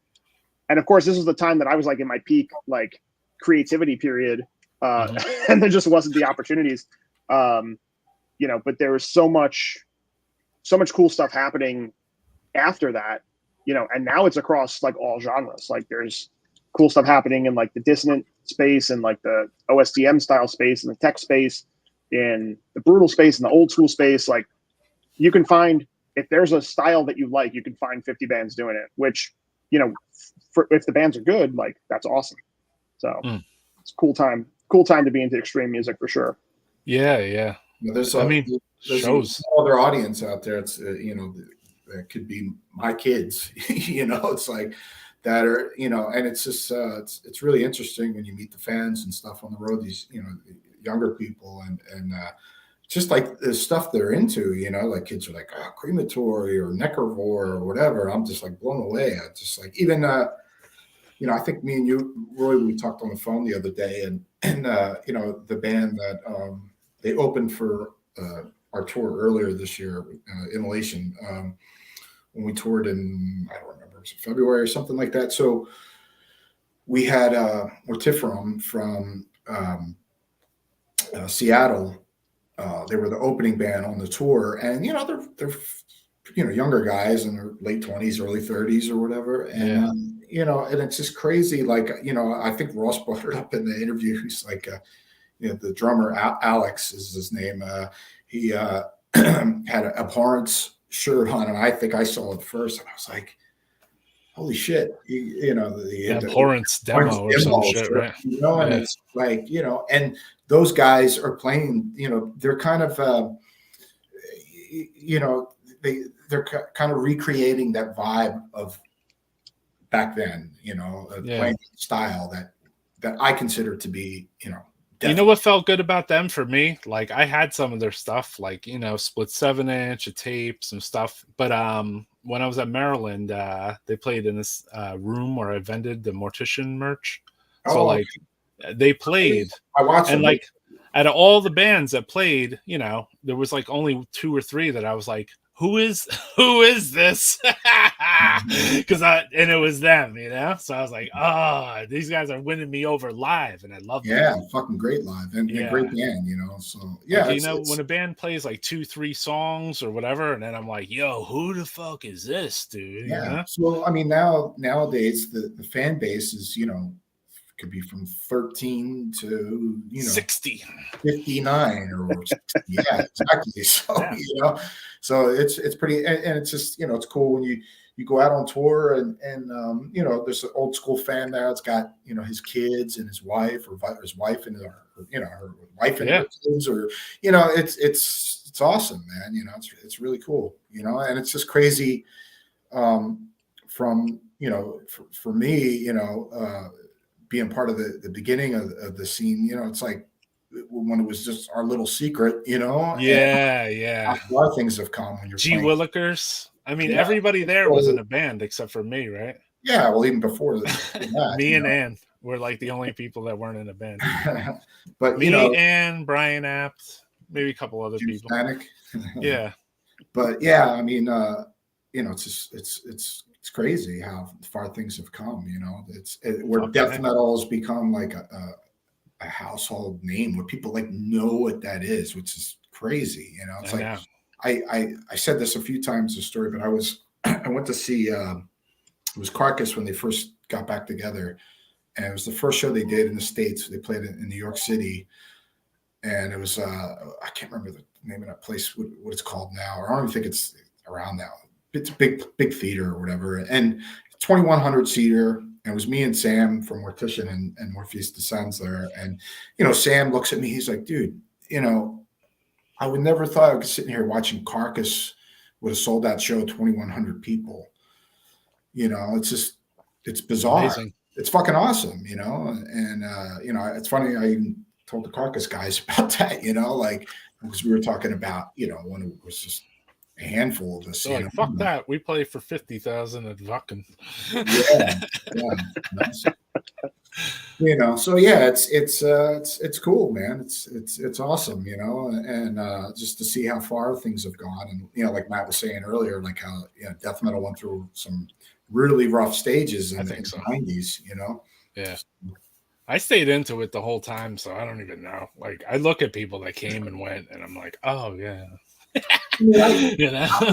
I'm not in tune really, to be honest with you, like what new bands are or whatever, but Right. people that know me, that know my tastes or whatever. Is that more because you're like a fucking musician? You'll like it or whatever. I have some friends that are musicians like you too, that are like more musicians, and like they're more into like what they're playing than they are listening to other bands. Would you put yourself in that category a little bit, or? I mean, I'm a huge music fan, but I mean, when I'm at home, I listen to more of the stuff I grew up with, like 60s, Rock. 70s rock and roll and stuff. And Right. and and I'm still inspired by it. It's still, like early heavy metal stuff from the new wave British heavy metal, all the extreme, I still listen to demos and stuff. I still listen to fucking Morbid Angel rehearsals and, Autopsy demos and Right. Slaughter Lord or whatever, Hell Witch or whatever, it's like, I put that shit on. I'm just like, this fucking rules, and, but I'm not really like, like I said, I'm not really into. You're not up on like the third Hell Witch album, or hypothetically, like. No, like I'm just more. No, I'm still like, like for instance, Autopsy. I'm always like new Autopsies. But yeah, new Autopsy. Fucking love it, and so a band like that, I'm always paying attention to, like right. what they're doing or something. But I'm just what I'm getting at is like more newer bands, right? But I do hear new stuff, like for instance, bands with Immo, like we've toured with, like Blood Incantation, Full of Hell, Mortiferum, right. Imperial Triumphant, which is completely different. It's not even that, but they're unique, they're the new thing. And but it's cool, to hear younger bands and that are kind of carrying the torch, for us old people. So I mean, it's I don't know. But yeah, I mean, it's cool. Yeah, of course, it's cool. It's awesome, but like I said, I'm not, I think 1989 is when I kind of, after 89, I just kind of wasn't that in tune with, the underground, I should say, Okay. But yeah, there's all these different scenes, like I'm completely clueless about. Like people will be like, hey, so and so's playing. I'm like, who's that? They're like, come on, it's blah blah blah. And I'm like, yeah. Okay. And I'll go over and check it out. I remember there was a band in Solitude, more of a heavy metal band. And I think actually Carl was I don't know if it was Carl maybe said something to me. He was like, oh, check out this band in Solitude. They were playing MDF. And, I went over and watched them. I was like, wow, that's fucking great, and I became a fan instantly. So, there's still newer music that I hear or, that I'm just like, wow, this is. What about you, Matt? Down with newer stuff? You're more the old guy. Absolutely. I mean, you're never gonna get Malevolent Creation Retribution out of rotation for me, right? Like, I just saw DSI do their Legion tour, and I was in the back, like Cataclysm was playing, and I was like sitting there in a seated area, and I was like, all right, I'm just gonna hang in the back, and then like literally the second that the sample started for Legion, I was just like, all right, nope. And I just plowed my way, Jersey style from the back of the room to the front, real quick. Like those classics, most classics are going to stay classics. There's stuff you listen to, you're like, oh, why did I ever like that? But most stuff, is going to be awesome. It's going to stand the test of time. You go back sometimes, you're like, oh, I wish this was recorded a little bit better. In the late 90s, early 2000s, there was a lot of underground bands that just didn't have the money to do a solid recording. Right. But when I hit shows at Vitus or something like that, I'll check out the openers, and I've actually found a lot of really cool bands just by going to shows, and then obviously you talk to your friends, and I follow some friends on Bandcamp. And so I get an email like, oh Travoy just bought something, let me check that out because that's probably sick. So Mutilatred is a band that I got into recently. They're sick. Ohio. Yeah, it's really demented death metal, brutal. Splattered from New York was a band that I checked out. I think they were opening for Defeated Sanity or something like that, and they actually blew me away. I was like, all right, let me get on this band, and I just like went I home. want to and give a bought shout their out to a records few immediately. bands and labels. Actually, there's this label right here. My man Raul, he put out a lot of good stuff. Memento Mori. That Oh, album yeah. in the middle is fucking phenomenal. And this is Absolutely. some of his other shit too. Morbific. I don't know if you guys have checked that out. That I have that Ritual Mass. That You got Ritual Ritual Mass. Mass? Is really Yeah. Are they Yeah. they're local to Jersey or something? Because I saw them on a Rock Trevor flyer. I don't actually even know where they're from. I don't I either. just know they're sick. Yeah. I don't either. I just saw that they were out there, and I'm like, oh shit, you know? Yeah. But like, you know, Horror, Pain, Gore, Death puts out a ton of great stuff. Like obviously Dark Descent puts out a ton of great stuff. Obviously you put out a ton of great stuff. You're the guy who put me on to Dr. Shrinker. So, you know, there's a eternal debt of gratitude on that one, because they are like they were a diamond in the rough that I never would have found on my own. Dr. Shrinker rules, man. Hell yeah, dude. You know. Ritual Mass is from PA. There you go. Ritual Mass is fire. And then, you know, like No Moss, the grind band, is super sick. You know, found out about them from my friend Tom from Mass Extinction. And then Miner you know, coming just at us. New brutal bands into the 90s. Mortiferum, Mortuous, Ascend Dead, to name a few. Death Ascend Metal is Dead, alive. Yeah. Man, it's probably it's bigger than ever, which is crazy. You know, it's like I love it. You know, and everybody's, you know, and all the old bands are, you know, on fire. You know, Autopsy, Incantation, you know, us, you know, Immolation. You know, we're all still going for it, and bigger than ever. You know, so yeah, it's cool. It's Well, weird because there's no love death there's metal newer bands. movie. There's a black metal movie, so I thought black metal would get like super popular, but I think death metal got more popular than black metal. What do you guys think? Yeah, now I would say. I'm putting you on the spot. I'm putting you guys on the spot. Like, what do you think? I love black metal, but you know that's a whole other conversation, because in the '80s, black metal and death metal was the same thing, right? You know, so you know, my influences are more, I guess, in tune with black metal because it's more of the dark aspect of things. That's how I saw death metal, as being dark and atmospheric and brutal at the same time. You know, but you know, that kind of morphed into other things in the '90s, more like technical, brutal thing. Yeah. It lost the darkness and atmosphere, but that's fine. That's just, those bands are doing their own thing. That was more thrash to me, you know. Right.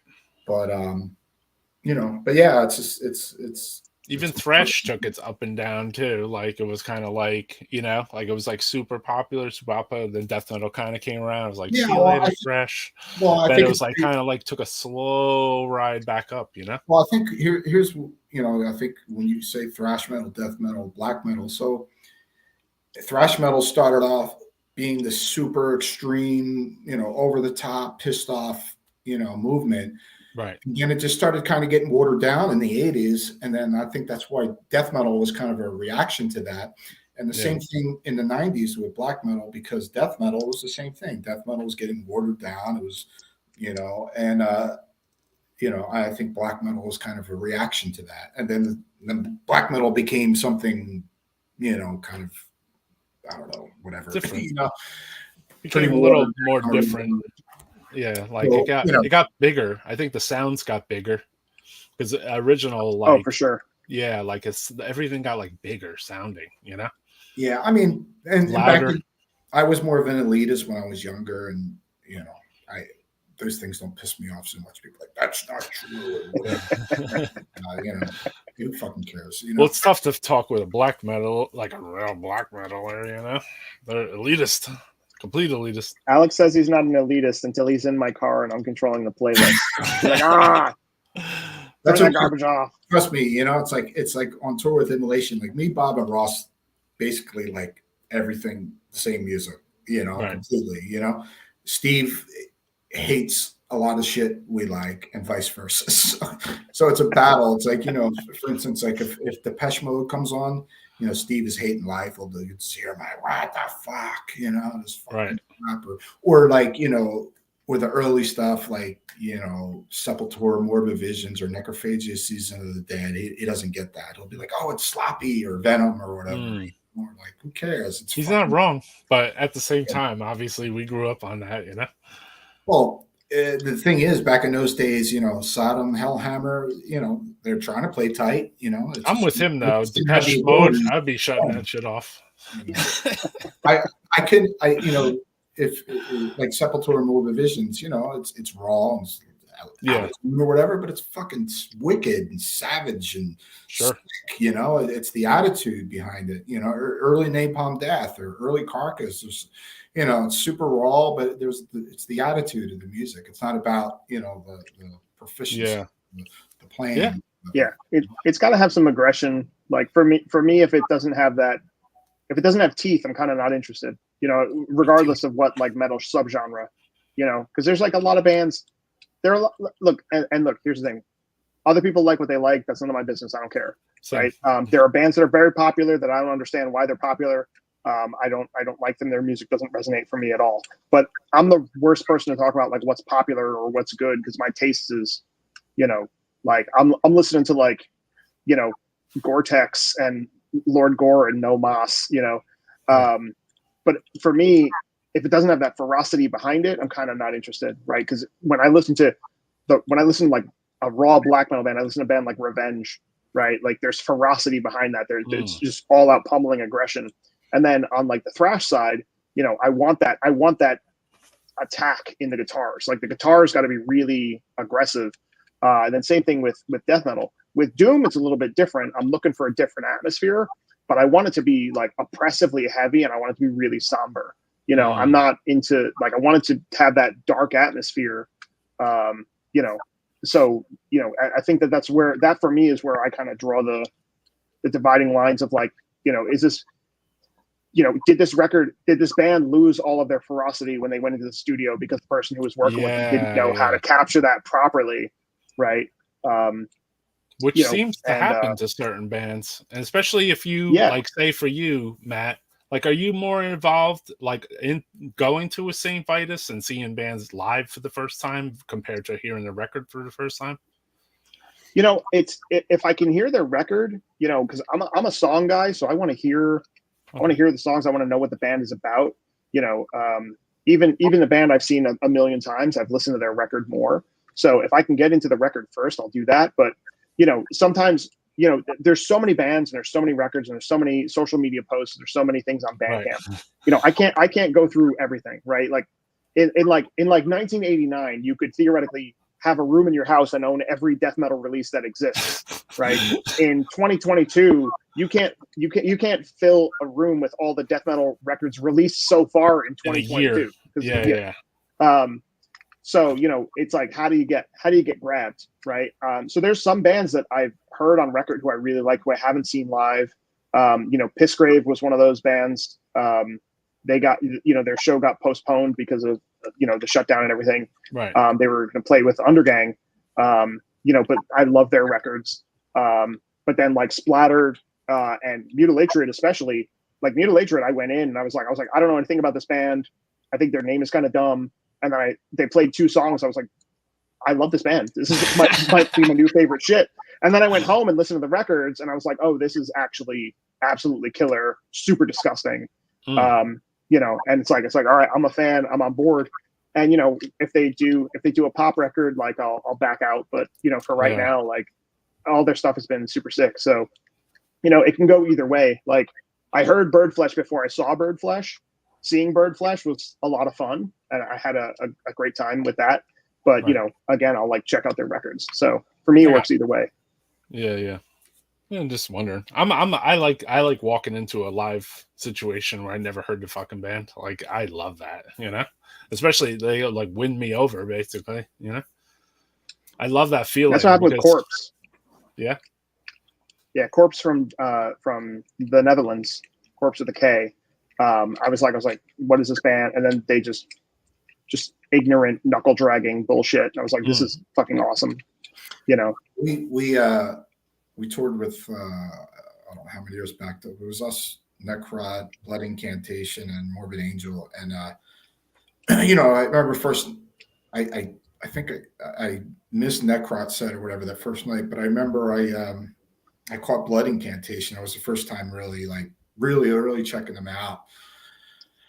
And I was like, wow, this is fucking cool, because it was, it's like they're kind of tapped into the kind of that, a little bit of that New York, Jersey, Philly, Agoraphobia, MO, Incan kind of thing with Morbid Angel. And then there's like Pink Floyd and King Crimson in there, Yeah. My Pink Floyd's maybe like a little bit of favorite Disembowelment, a little bit of like Morbid Angel kind of thing too. Yeah, more like Floyd, and because I know they're really into 70s prog, psychedelic stuff that like I am, and so that really like I was like, wow, this is really fucking good. So like seeing it live, because I heard a little bit, and it didn't like make an impact when I heard the recordings, and then when I saw it live, you're like, oh, thank you. I came home, I went up. I got all their material and I was listening to the vinyls actually. And, I got into it even more, So, yeah, I mean, it's like sometimes seeing something, live really kind of. Yeah, I love that feeling. It brings back those highs, like that I think I lost when I was younger, maybe a little bit. Because, like, like the first time you hear certain things, you're just like, wow, it just gives me this fucking spine tingling fucking high, basically. Yeah. And then if music's not doing that for me, then I'm just like, just like put on some old shit that will do it for me, Mm-hmm. Yep.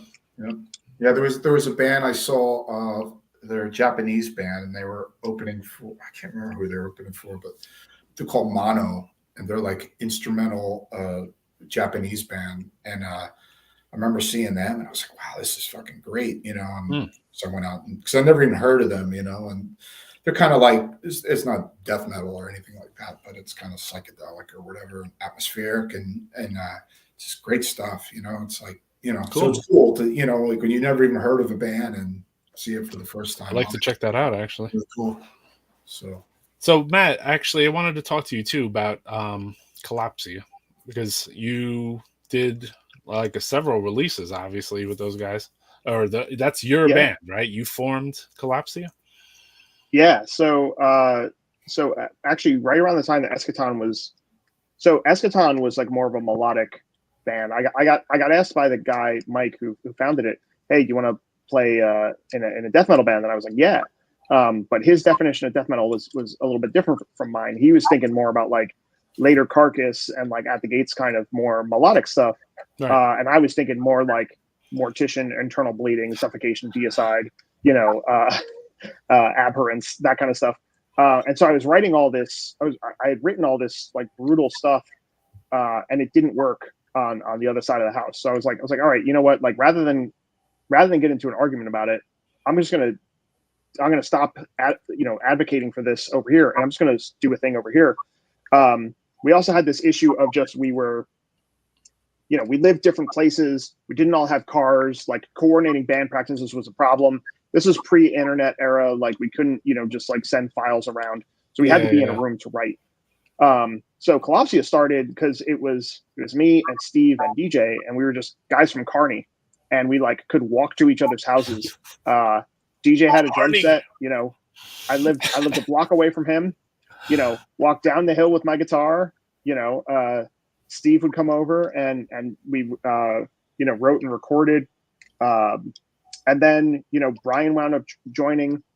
And then, as you do, you have a churn of people who come in like, oh, this isn't the right thing for me, or they couldn't play it or whatnot. So we spent, some time kind of putting together an album. Now, up until this point, and this is going to really date me. Up until this point, I hadn't put a record out yet. And at this point I was like, this is going to happen. Like, I need to push through this, because I was tired of like bands breaking up before we made the record. Like Retroversion had demos, but we didn't do a full length, right? Eschaton had demos, we didn't have the full length. And I was like, I just need to get, 8 songs on, on a CD and be done with it. And so we did this, what's up, Luis? So we wound up doing this recording at Victor Studio in Montreal, and JF from Cataclysm he'd done the most recent Malevolent Creation record at that time, And I met him at Lemoore, and I was like, hey, I'm a fan of your work. I'm a fan of your band. I'd love to have you produce this stuff. And we went in, we did the entire thing, recording, mixing, mastering. We did it in 4 days, which, for comparison, for the folks who aren't musicians, did you know about his recordings, or you just knew about his band? Well, I knew about his band, but he had also engineered the most recent Malevolent Creation record, which was the Will to Kill at the time. And so he had done stuff for Cataclysm. He'd done stuff for Malevolent Creation, and it sounded, it just sounded way better than the previous couple of Malevolent records. And so we went. This was early 2002, so you didn't need a passport to get into Canada yet. So we loaded Brian's drum gear into the trunk of my car, and we drove to Montreal and basically lived at the studio for 4 days. For reference, like, when we record this Ruinous record, we'll spend 4 days just on the drums. And so it was breakneck from start to finish. And then, Brian just kind of wasn't into playing live. So, we had a kind of a period of a few years where things were kind of on hold. So I was still writing. Eschaton had broken up. And I just said, you know what? I'm tired of joining a new band with new guys and having to write new songs all over again. I want to kind of stick with something. Yeah. And so over the next couple of years, wrote some stuff, worked with Mike Heller, who's now in Fear Factory, for a year or so. And then Sean wanted to join up. And so that was the lineup with me, Steve, Mike, and Sean. And we recorded a demo. This was 2008 by this point. So the band had existed for 9 years. We had the one record out. But again, it was like false start after false start after false start. And meanwhile, I was finishing college. I was trying to get my own life going. I'd done stuff with Funebrarum. Was I get the lineup lineup back then? Or just that's the 2012 lineup. This This comes a little bit later. This is when Justin from Abassinate joined us on drums, and that's when we really caught traction. That we played a ton of shows with that lineup. So maybe it was this. No, that's after Mike left and Drew from Hammer Fight joined us. So that's Drew Murphy from Hammer Fight, who's also in Tombs. Justin, who is the drummer in Tombs, myself, and then Steve, who was in Deteriorate and has since retired from music. Carney Boys. Yeah. On the right. Carney Boys. Yeah. So, I met Steve when I was 16 or something like that. And we'd been in a bunch of bands on and off together. And he was, he actually, joined the band, left the band, came back, left again, came back, left again. Doors always open for that guy. But we did our second album 7 years after our first. And then he just sent me a text. He said he wants to join Ruinous. Well, you're like, no, we're finished trying to record already. You got a bass bud. So that last photo, Kalopsia basically kind of went Tombs. On. You did a band called Tombs, also.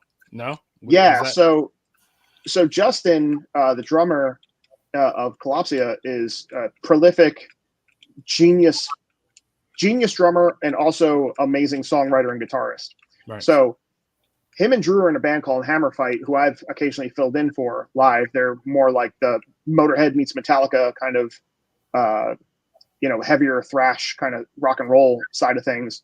But Drew joined Kalopsia after Mike left, and then Justin joined Tombs in, I want to say 2016, 2017.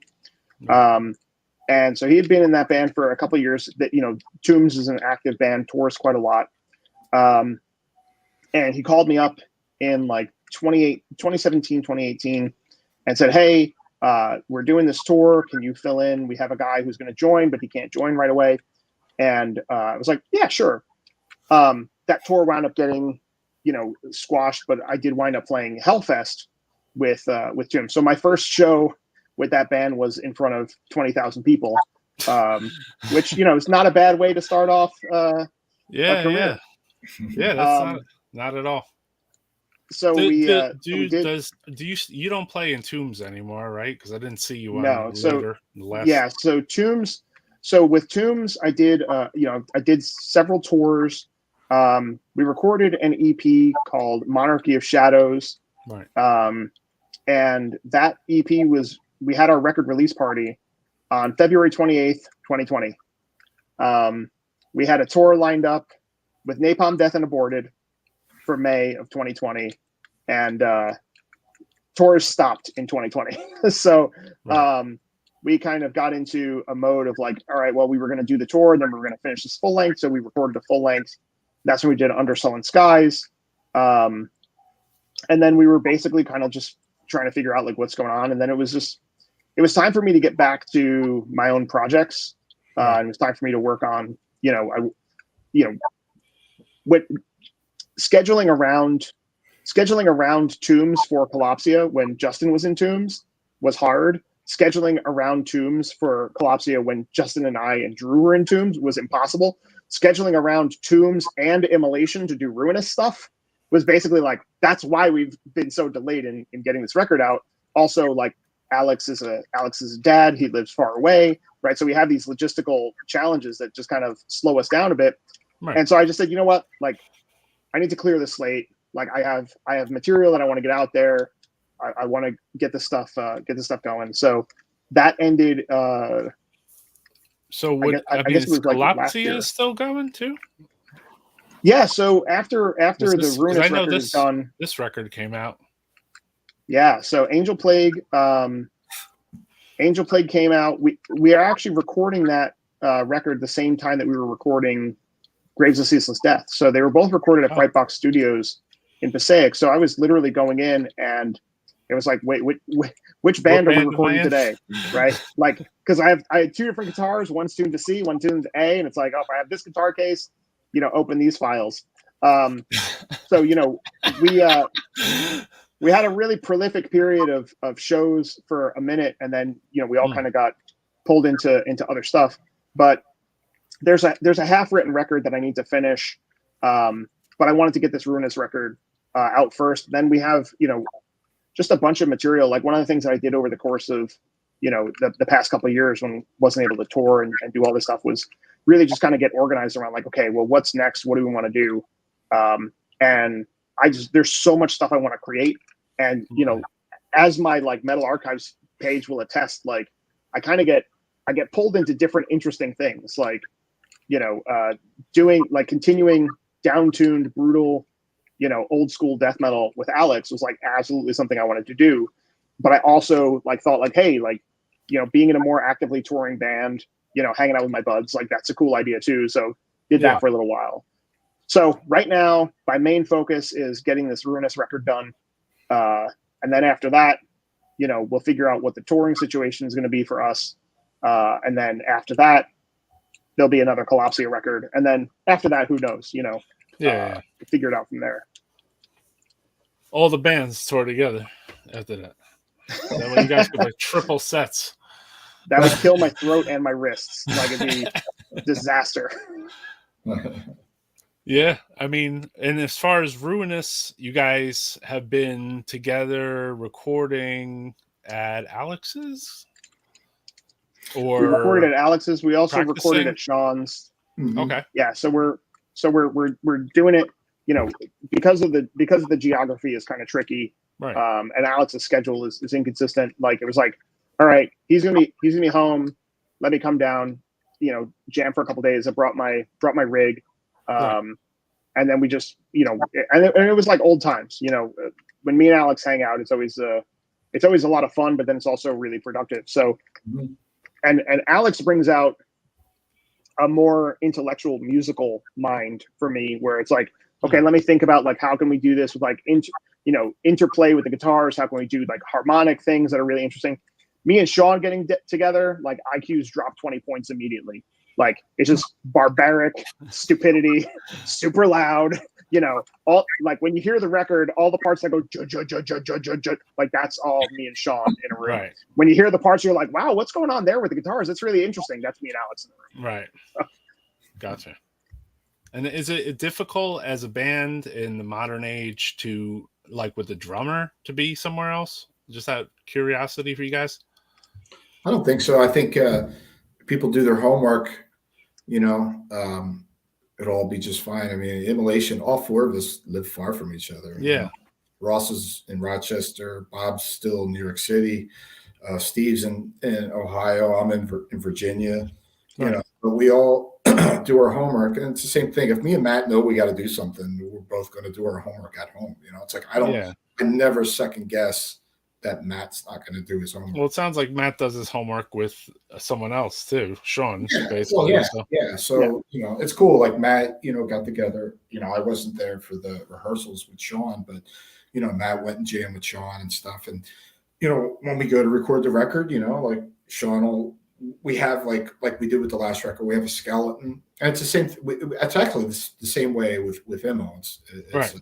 It's where there's a skeleton, there's the pre-production demos with the guitars, the songs, with the drum machine, and and Sean will do he'll kind of follow like the framework of things, and then he can be creative, and it's the same way Steve does things. Right. Bob will have the drum parts, drum machine or whatever, and then Steve will put his creativeness in there, just like Sean, and make it better. Like Sean, I remember when Sean did the drums for I'm sure. I mean, Sean really has kind of like an off. I don't know. Yeah, he just brought things to another level, And can I ask a question for the music community? I mean, what are you guys using for like a drum machine to just practice with or whatever as a thing? Fruity Loops or some kind of like? What do you guys use to like? What is Easy Drummer? Easy Drummer. Easy Drummer is the main thing. I've heard of that. Then you can use that with any. You can use that with any interface. I've used it with Logic. I've used it with Pro Tools. The thing that Easy Drummer was born out of was something called Drum Kit from Hell, and that was and so it's a really easy interface where like a lot of the MIDI is like pre-programmed, right. And then because I want to keep things interesting, I'm always kind of like adapting stuff, adjusting my own stuff, and then looking for at the end of the day, it's like what's the pattern. And so if you were to take it out of the world of like electronic music. So you bring it to your drummer and you're like, here's the patterns of this part. Here's the sheet music for this song, right? And then you can put that sheet music into the computer. Do you guys find like playing with a drum machine a little bit too might help like hone because it's like never makes any mistakes, or the metronome is like it's not so much about the not making mistakes. It's about when I'm trying to figure out a riff. Like in the days before I had this stuff set up, I'd be like, "Yo, can you play that beat?" And it'd just be like, and I'd be like, "Yeah, just play that beat for 15 minutes straight and don't stop." Right? And I'd be like trying to figure something out, and like eventually they get bored, they do something else, they slow down, they speed up, they want to change the beat, and I'm like, no, hold on, So now it's like I have just the drum machine. It's like, all right, hey, get over there in the corner and just beat. Yeah. When it comes to recording, swear by the click, it's like when I was younger, I used to be afraid of that, like, oh, it's going to take away from the feeling. That's bullshit, right? And it'll just kind of keep you on track. It's just a guideline, to keep you. It's guidelines, and you can squeeze the life out of stuff, but that's not the way you do it.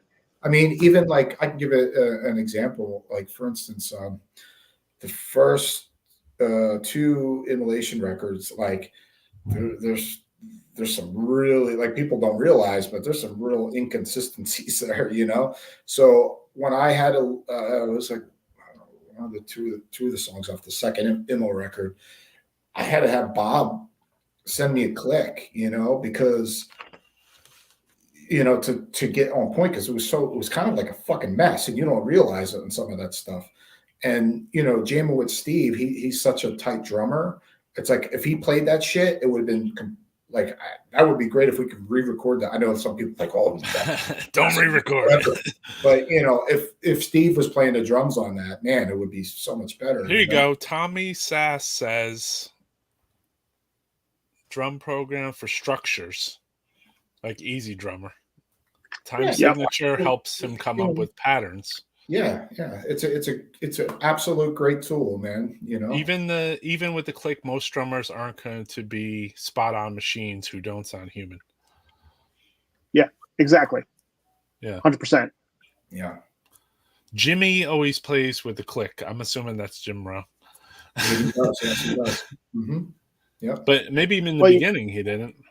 Not, I mean, Oh, not the what early I. days, but yeah, I mean, once that kind of came into play, you know, it's like the I don't know if we did the click on the first Gorephobia record I did with Jimmy, but I don't know. Yeah, you We got probably two. did. We probably You got did. two records of Gorephobia with Jim Rowe, which is sick. Yeah, but we definitely used the click.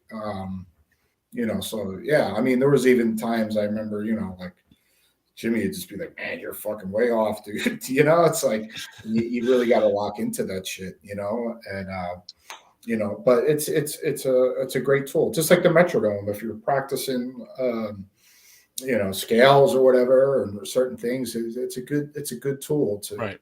keep your chops. We hear that, all you death metal podcast fucking fans. Don't Like, be afraid of the click. Yeah, don't be scared of the machines. You know what I mean? Yeah. Like, well, you know, here's another example. A lot of these like the old school people, like, oh, this, you know, the machine, real blah blah blah. It's like, you know, like Sunlight Studios. Those are like Carnage, Entombed Records, Grave.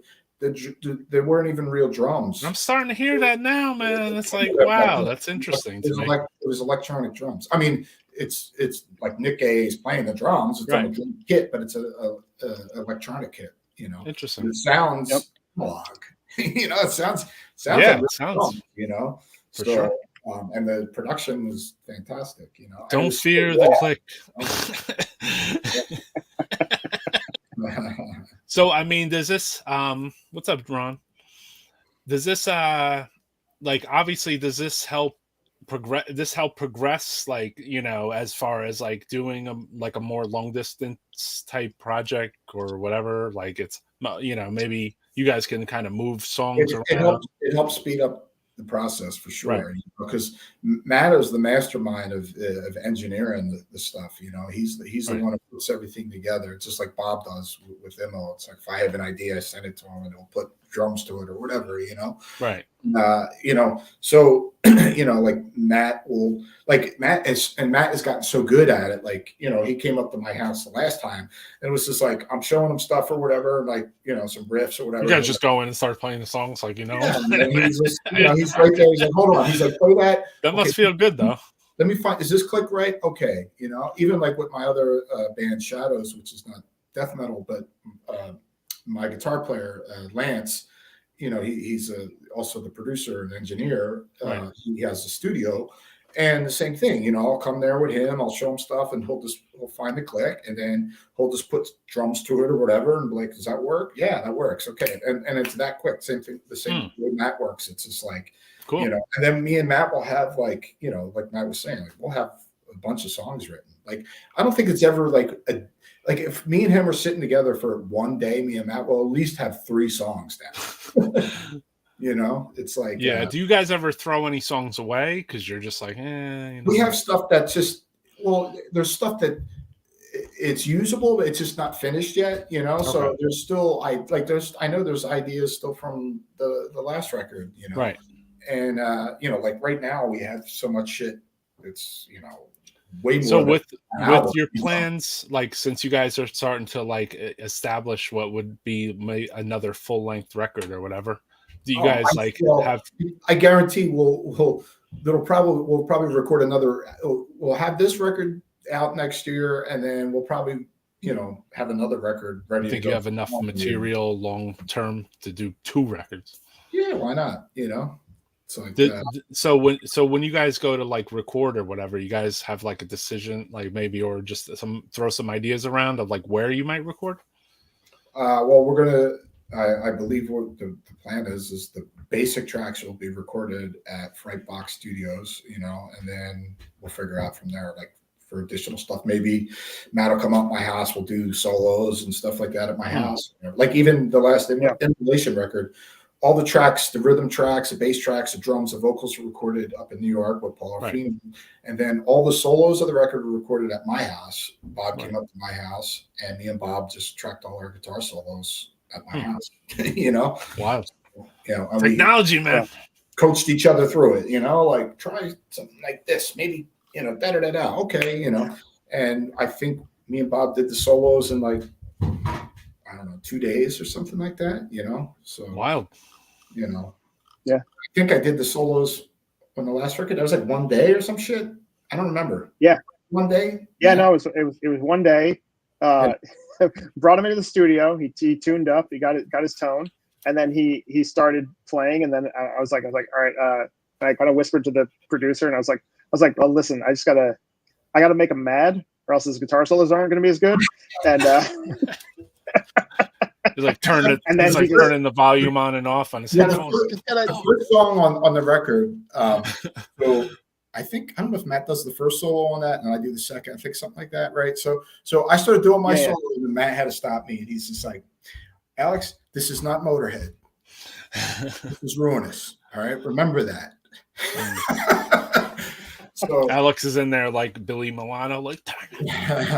So so I had to like kind of rethink things a little bit, So there's a lot more speed, a lot more aggression in that second take.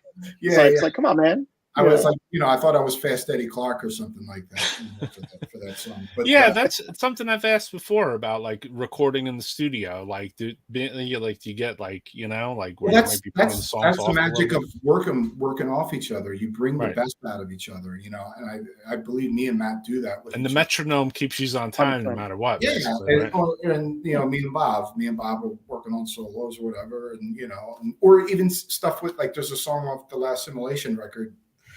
And I kind of told Bob, I said, there's got to be a song, because I don't think there's ever been a song in Immolation's career where it's just all slow. There's always like song and all of a sudden fast in the middle or something. I was like, all fucking slow, which I can't remember the name of the song, but there's one song where Litz is all slow. On this album? Yeah, on that record. New album? Acts of God? It's just working off each other and just inspiring each other, And you're like, there's no slow Immolation songs. And bringing out the best in each other, and it's the same thing. One guy could write a song, but it's what the other guys kind of bring to the table that makes the magic happen. Well, I see the magic happen between you two guys, obviously, and like you said, there's no ego between you two. So like, it's not like, oh, that's my part or that's my riff. It's like you're making music together. Absolutely, and that's the thing. It's just like, bringing the best out of the song, right? And that's what it's about. It's not about one person's ego, right? When some bands it is, though, obviously. When that kind of shit comes into play, then the bands don't seem like they do very well after that. And think about quick. I joined Immolation, and it's basically Immolation is Bob's vision, So. Right. I try to, just try to help him the best I can to be a part of that and make it as good as it can be, and it was the same thing with Incantation. When I came into the band, that's John's vision. Right. I wrote a lot of songs for the band, but, I never tried to right, change the vision. Yeah. We're like, hey, put in this rap part over here. Yeah, no. You gotta watch out for Matt. True. You keep to the to the original vision of the band, but if you can make it even better, then that's great. And but for me and Matt, Ruinous is our vision together. We started this thing together, right? And like we were talking about earlier, we both have different influences, different ways of doing things, but put it together, make something really interesting, because I write differently than Matt does, You put those two things together, and what do you have? You have Ruinous, It's like, bands like the Beatles, you got, the 4 different writers, and makes some days you had Paul McCartney playing the bass. But, sometimes you had Paul McCartney playing the bass, but then some other days you might be playing the fucking guitar, Yeah, and even the last Gorephobia record, there's like a couple songs. I think there's like 2 songs where the guitar player we had, Bill, who played on the record with me, he played all the rhythms because he was just feeling it better. Or there's probably more songs where I played all the rhythms because I was more tight with it, or whatever, was just feeling the vibe more. So he would just be like, yeah, you do all that one, or something like that, So, and there wasn't like, oh, he's doing everything, I'm pissed. Right. For, but yeah, and I've been in situations like that, and, I'm sure a lot of bands have. I mean, that's why exists is because of that, and, right. And, we were just kind of like, fuck that, and, for me, music is extremely, it's who I am. It's a huge part of who I am. And, but as serious as it is, I want to have fun with it. I want to enjoy the people that I'm around. I want to, it's just like when me and Matt, when we're serious, we're serious. And then when we're goofing off, having a good time. Like if anybody is as dark and serious as Immolation is, like the four of us are a bunch of fucking goofballs. I mean, you put us on the fucking road. You have no idea, and having fun with each other. And then there it is. I took that. There you go. Yeah. So, but it's just enjoying each other's company and having fun, Sure. So yeah, that's killer. If you're not that's having fun with it, then you shouldn't. Then why the fuck are you even in the band, right? Yeah. For the money. I'm in death metal for the money. Yeah. That's how we all made our first billion, right, gentlemen?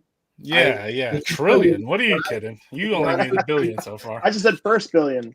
Oh yeah.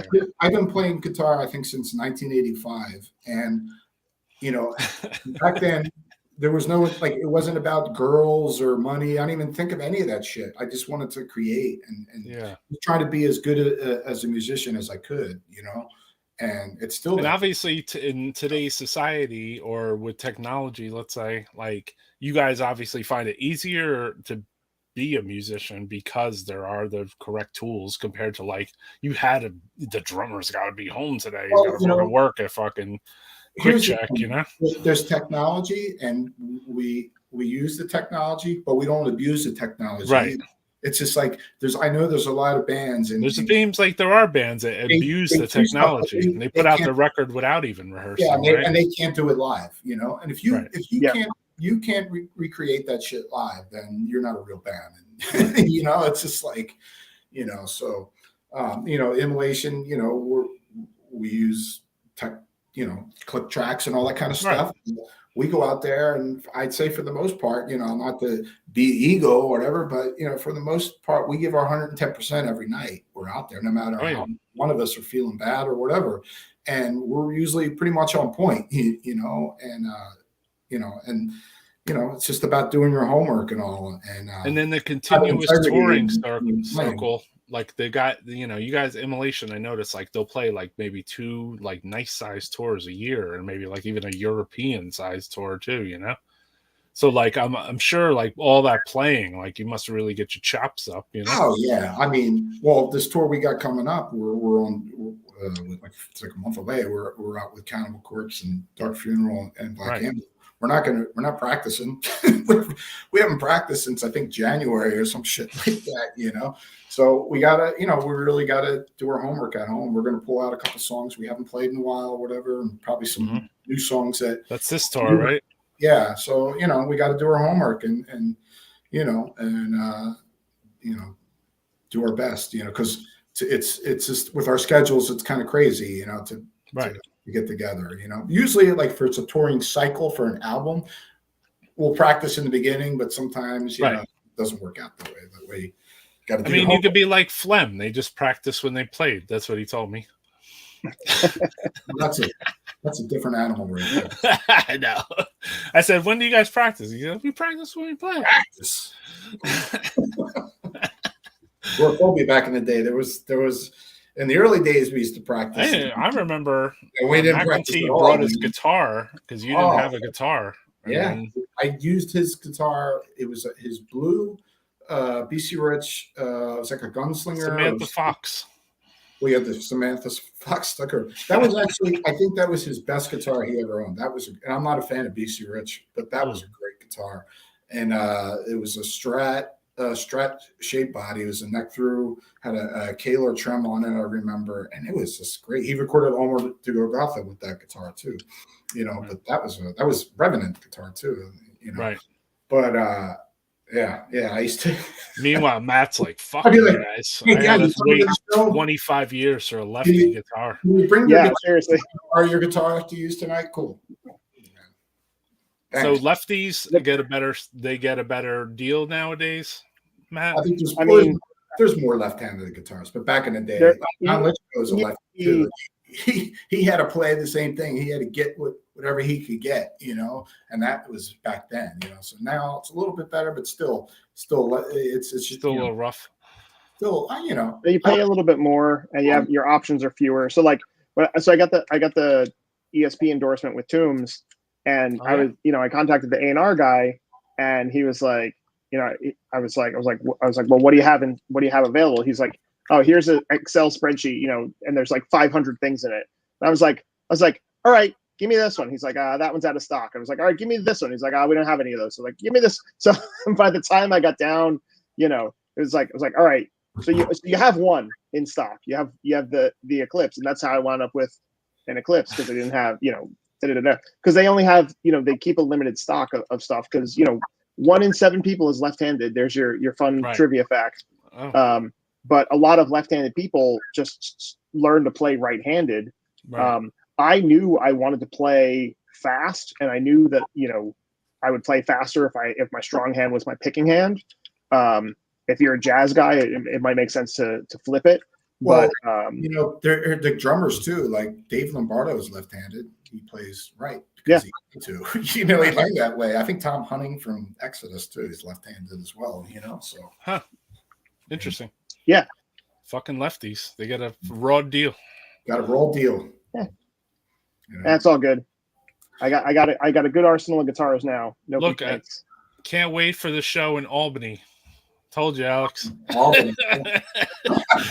It's funny. We were talking about a couple months ago. We're just like, yeah, you gotta play Albany. Yeah, I got it. Yeah, because Albany's like the closest market. I looked at the tour dates and I say, oh, Albany. I said, you gonna play in Albany? He goes, nah, we don't usually play up there. I'm like, fuck. Last time I played Albany was like, fuck, dude. It was 15 years ago, maybe some shit like that. I don't know. It's been a while. I never knew Lombardo was left-handed. Neither did I. Yeah.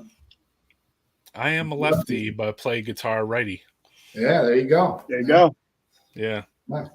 What about you guys playing additional instruments? Jimi Hendrix, man. Jimi Hendrix, yeah. He would flip the guitar around, Do you guys have to play additional instruments too sometimes, like bass maybe? You might do the bass track on an album or something? Oh, yeah. I played all the bass on both Gorephobia albums, So okay.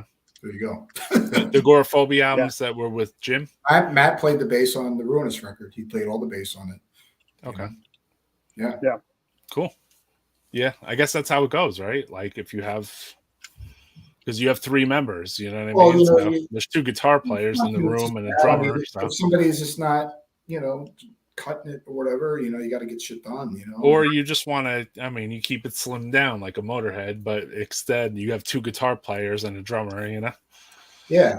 Well, it's also just if we're gonna play live, like so Drew from Hammer Fight and Tombs has played with Ruinous live. I think he's played more Ruinous shows than Alex has actually. Yes, he has. He played one,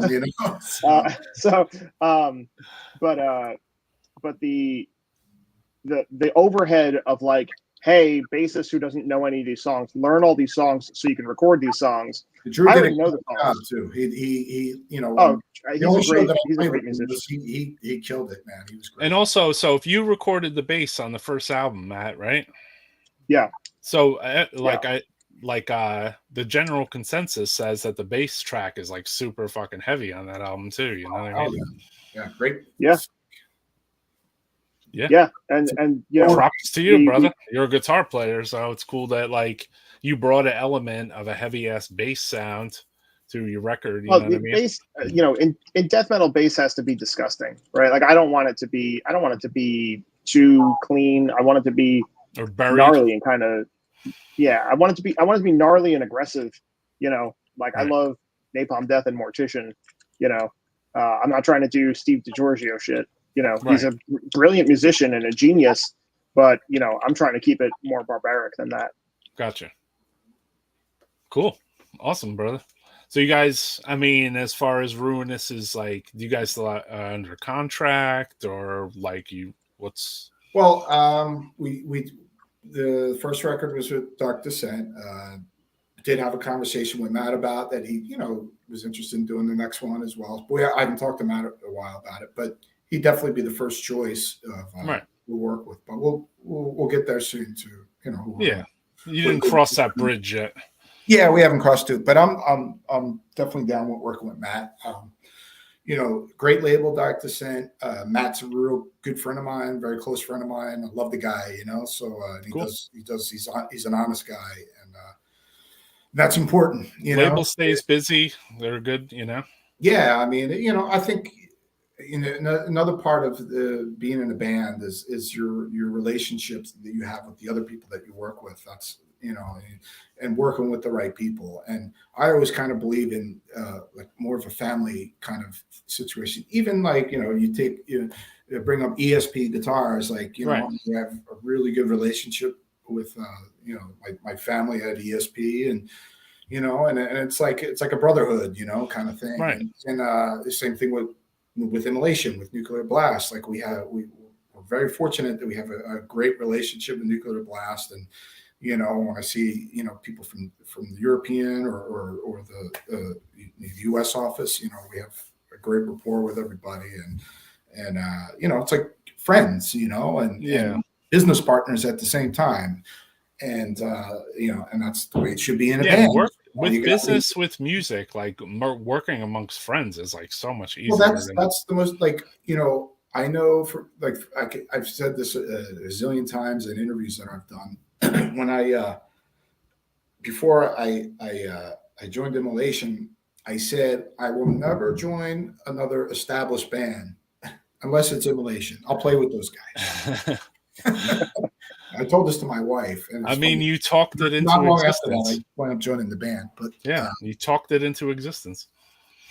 Yeah, I don't know about that, but it's like, but it's just like, because they're my bros, Yeah. And so me, Matt is my brother, he's family to me, he's family to my wife too, so it's just like, that's first, because a band will not last if and brothers fight too. Trust me, we all have our arguments.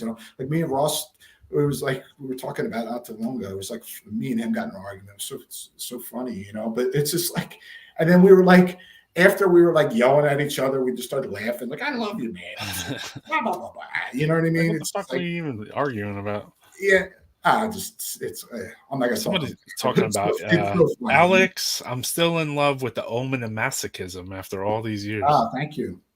Well, I love the songs. I just don't like the production on the recording. ESP is one of the greatest guitar companies. This is not an ESP related podcast, but one of the greatest guitar companies. Their half Metal Kingdom play the half play BC Rich. I agree. ESP, well, for me, and comes down to preference with things, but for me, ESP makes the guitars that enable me to speak the way I want to do musically. Right. It's like it inspires me. What about amplifier wise, boys? Where are you guys at with that? I use EVH. What's your weapons?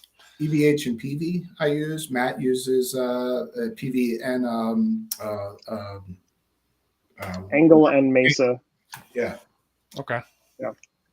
Depends on what I'm going for, but I want something massively overdriven, super heavy, but also that is resonant, right? Because the thing is, you can get an overdriven sound that's blown out, and then it just doesn't sound. It doesn't sound good. It just sounds it sounds broken. I wanted to sound. I was even going to ask about that too. Like, do you record with one like type of amp, and maybe if you wanted to play live shows, you might play with something different, or? Yeah, it depends on it depends on the part of the song, right? Like we might, if we have something that's like a little bit less overdriven, then we might use a different amp or a different thing. And then, that angle that you showed in the picture earlier, that thing weighs 1,000 pounds. Yeah, right? I'm sure. So, I would love if I had a roadie and a guitar tech, I'd use it on the road. But since I got to lug the damn thing myself, it often stays home. Yeah, I mean, like for the studio, it's good. This thing, It's good to mix things. Like for instance, like the fucking head is crazy. That was the rhythm guitars for the Ruinous record. The last record we used EVH and Marshall. So cool. You know that's for Acts of God. Acts of God. All the rhythm guitars. It was a mix of a Marshall and EVH Stealth. Cool. So you guys don't want to give away the secrets of the pedals? Oh, no, I'll talk to you the whole thing. I don't use. I refuse to use a distortion pedal. I don't use the distortion pedal. I stopped using distortion pedals in the early '90s.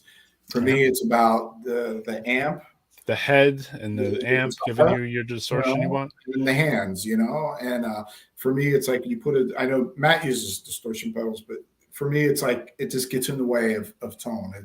That's a preference thing too. But I don't use pedals. But see, he wants you to hear the music he's playing. I just want to stab you with sounds. So I'm using the head distortion from the amp, but I'm also using distortion on top of that distortion. Right. Yeah. So what's what's in the arsenal there? I like pedals, but not distortion pedals. But I do. What's in the arsenal, Matt? There, that any gifts you want to give away to the listeners, or? I mean, so if my whole thing is if you're using a tube amp of any kind with any kind of distortion, you want to put something in front of that to tighten up the low end and drive the signal harder. So an MXR overdrive, an Ibanez tube screamer, like any of those kind of those kind of pedals, that just gives you a little bit of extra oomph, right? Because what happens with a distorted signal coming out of an amp, you have your standard just your dry sound, and then basically it's getting enriched harmonically by the signal getting overdriven and distorted, right? Which is where the terms come from. Right. If you have an amp and it's giving you, 80% of what you need, you put a pedal on the front of that, you'll get 120% of what you need. Right. So the earlier you drive things in the signal chain, you can actually back things off on the amp level. So now it's really more about like, how do you customize it tone wise? Because I don't ever have to be in a situation where I don't have enough distortion. Right. So it's always just about like, how can I now get the like performance characteristics and the harmonic richness that Alex is talking about? How do I get that out of my sound, but still have it be like absolutely crushingly disgusting? Is there ever like a situation where like, say, like you have to play live and like you're backlined or something, and then like you have to play on other equipment, and then like you can't like get your sound, or you have to dial it in like real fast or anything? So, this is the nice thing about, like, I mean, you were at my Hartley shows in the 90s, that I could be super ghetto. So, if we got to do it grimy, we'll do it grimy real quick. Right. Right. I can get away with plugging directly into a high gain amp. Right. If someone's like, hey, I've got a Fender Twin Verb and no distortion pedal, like death metal show is not happening. Right. Like, hey, I don't have a left-handed guitar, but I have this ukulele. It's like, yeah, dude. Yeah. No, we're gonna call that up. Cancel the show. But so like, basically, I always have an overdrive on the front. Now that creates feedback. So I have a noise gate that eliminates that problem. And in that one, I'm using the ISP Technologies G2, which is a really nice pedal. It's a little bit pricey, but the NS2, you'll see that the Boss noise suppressor NS2, you'll see that in a lot of people's signal chain. And then I usually have some sort of like chorus or delay for when I go into leads, right? Just to give me a little bit more of a. I like to get nerdy on this program for the guitar players and that watch this too. Because I'm not a guitar player, but talking about guitars, forget about it. No, I'm saying I'm not a guitar player though, but I feel like the fans that like watch death metal podcasts, there's a lot of death metalers that play guitars or they're in bands, or so like if everyone's like comparing notes, it's like, we're kind of sharing secrets of our scenes, and I don't know. Yeah. It just seems interesting to me to talk about. you know, in the end of the day, where it starts is in the hands tone. Right. You know, you mean the ability to play? If you don't have that, you know, if you plug Matt into my amp, he's going to sound like Matt. You know, right. If you plug Bob into my amp, he's going to sound like Bob. Right. If I plug into Bob's amp, I'm going to sound like me. You know, that's originally in the hands. Right. All the other stuff is so even if you played Bob's guitar, it would still sound like you. If you had a junk guitar too, that's made with crappy wood, it's going to sound like crap. Right. Or even if you have the world's greatest guitar and you haven't changed the strings in 2 years, it's going to sound like crap. You know, I picked up a guitar last weekend. I had a cool idea. I was like, let me track this real quick, and I picked it up and I started playing. I was like, oh my god, now I have homework. I have to spend time like restringing this guitar, right? So it's one of these things where every piece can add or subtract from the overall thing, right? I think about it like, you know, if you're making a meal or you're planning an event, like every single piece in that process. Yeah, if you forget the adobo, your burgers are fucked, basically. I get it. Exactly. So you can add that flavor, you can add that spice, you can add that kick. I had a guy come up to me at a Tomb show in Ohio, and he was kind of like trying to eye my pedal board, and he was a bit shy, and his girlfriend was like, "Oh, sorry, he's just obsessed with guitar stuff." And I was like, "All right, cool. Get his phone and give it to me." And I literally just, you know, put on the video recorder, and I walk him through like, here's everything I have, here's everything I'm using, you know, because to Alex's point, to your point, like, I'm happy to share the technology because it took me a long time to learn this stuff and figure it out. Right. So I'd love to shave 5 years off somebody else's learning curve. At the same time, like it's not a secret. You pick up Jimi Hendrix's guitar, plugged into Jimi Hendrix's amp.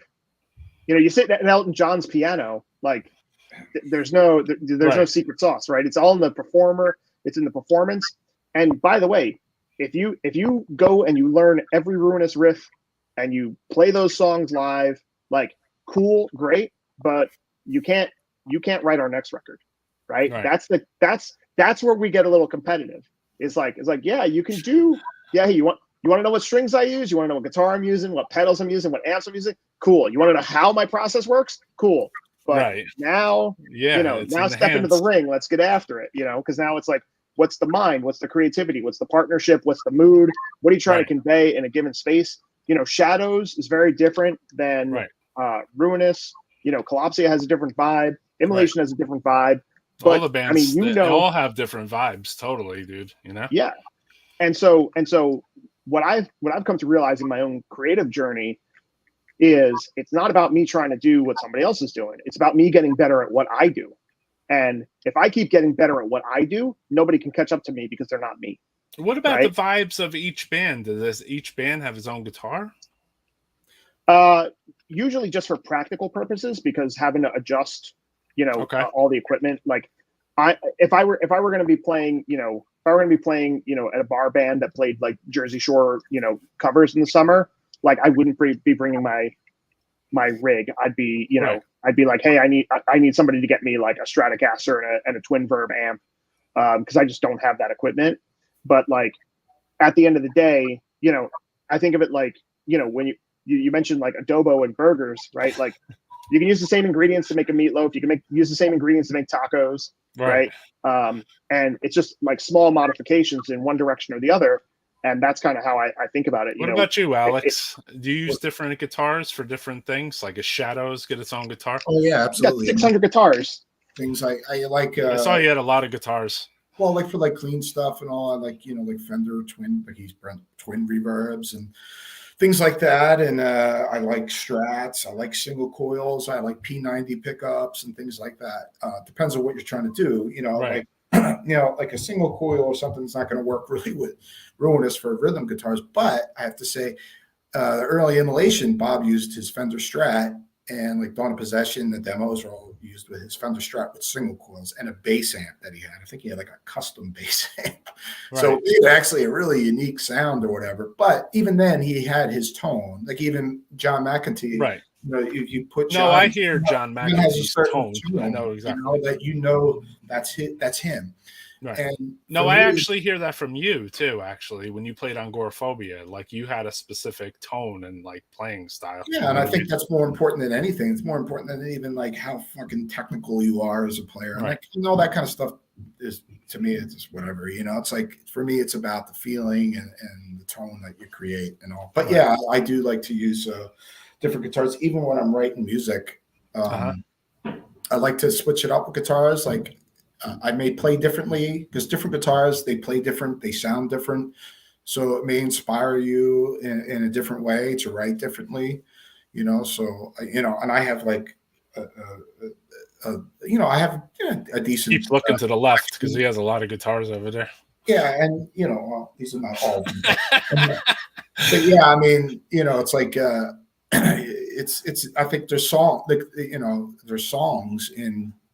There's a song in every guitar, you know. There's right, you know, and I think it inspires you in different ways, you know. And you may play different, write differently, you know. So if I'm feeling maybe like if I'm working on something and I'm just like, let me switch up, you know, and I'll grab a different guitar or something that I'm like, and then something will come out of me, you know, because I think, you know, the guitars are like magical wands. They're, you know, there's something in there that's, you know, that. I mean, with Bob, I could see they are because I see the way he's like.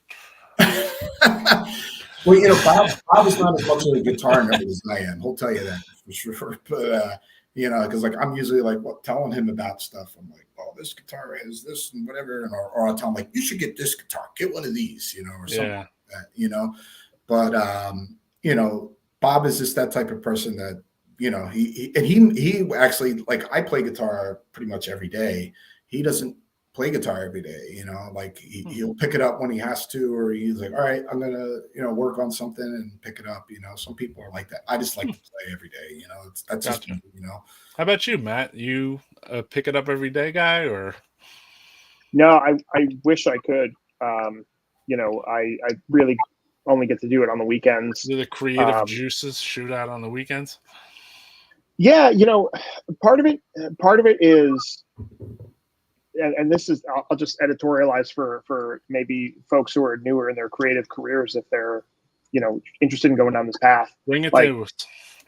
There are days when I'm on fire, right? There's days where I can't hit the record button fast enough, and I'm just crushing, right? And then there's days when maybe I'm not as creative, right? And so the problem is people wait till they're inspired to write, and that's a mistake, right? Write every time you get the opportunity, and on the days when you're inspired, you'll do 100 times more. And then on the days where you're less inspired, like, okay, maybe it's time to like just clean up some, you know, recordings. Maybe it's time to, you know, just focus on some basic skeleton stuff rather than really trying to, like, you know, eat the whale in one bite. So like, you know, there were periods for like years where I wasn't playing guitar at all.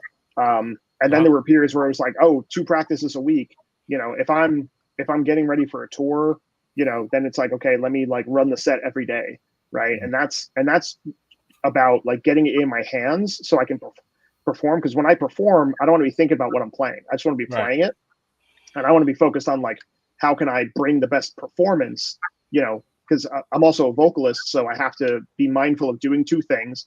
I also have to be mindful of the fact that as a fan, I don't like the bands that play really well, but you're basically watching a photograph. Like the only thing moving is their fingers. You know, I want like that hardcore punk side of like swinging guitars around, you know, like really engaging in a really physical performance. And I can't do that if I don't know the stuff cold. The other thing is I also have to work on, like, I know the songs, but I have to get my endurance up. So if I'm going to do a tour, then it's like, all right, I can't cram for 4 hours and then hit the road, right? I've got to like run the set every day for a week. And then I know, like, okay, by the 8th day of this tour, I'm not going to be dying, right? Because I learned that the hard way when we were doing that Funebrarum tour, and I got like really bad tendonitis. And I got that not because I was playing, it was because I was so excited to just be on the road and not have any other responsibilities besides playing, that I was playing from sound check till the show started. and then doing our set, and then I'd be like, all right, cool. Now I'm gonna like get something to eat. I'm gonna play guitar for another half hour, right? So I went from like 0 to like, oh, I'm gonna try to play guitar for 4 hours a day every day for 2 weeks, and eventually, my body was just like, no. So I'm training for those marathon performances because I want to be able to be I want to execute with technical excellence, but not at the expense of putting on a good show. Right. And to do that, I need to kind of just hit that really consistently. But otherwise, if I'm in editing mode, we're putting together songs and stuff like that. We have all the stuff recorded.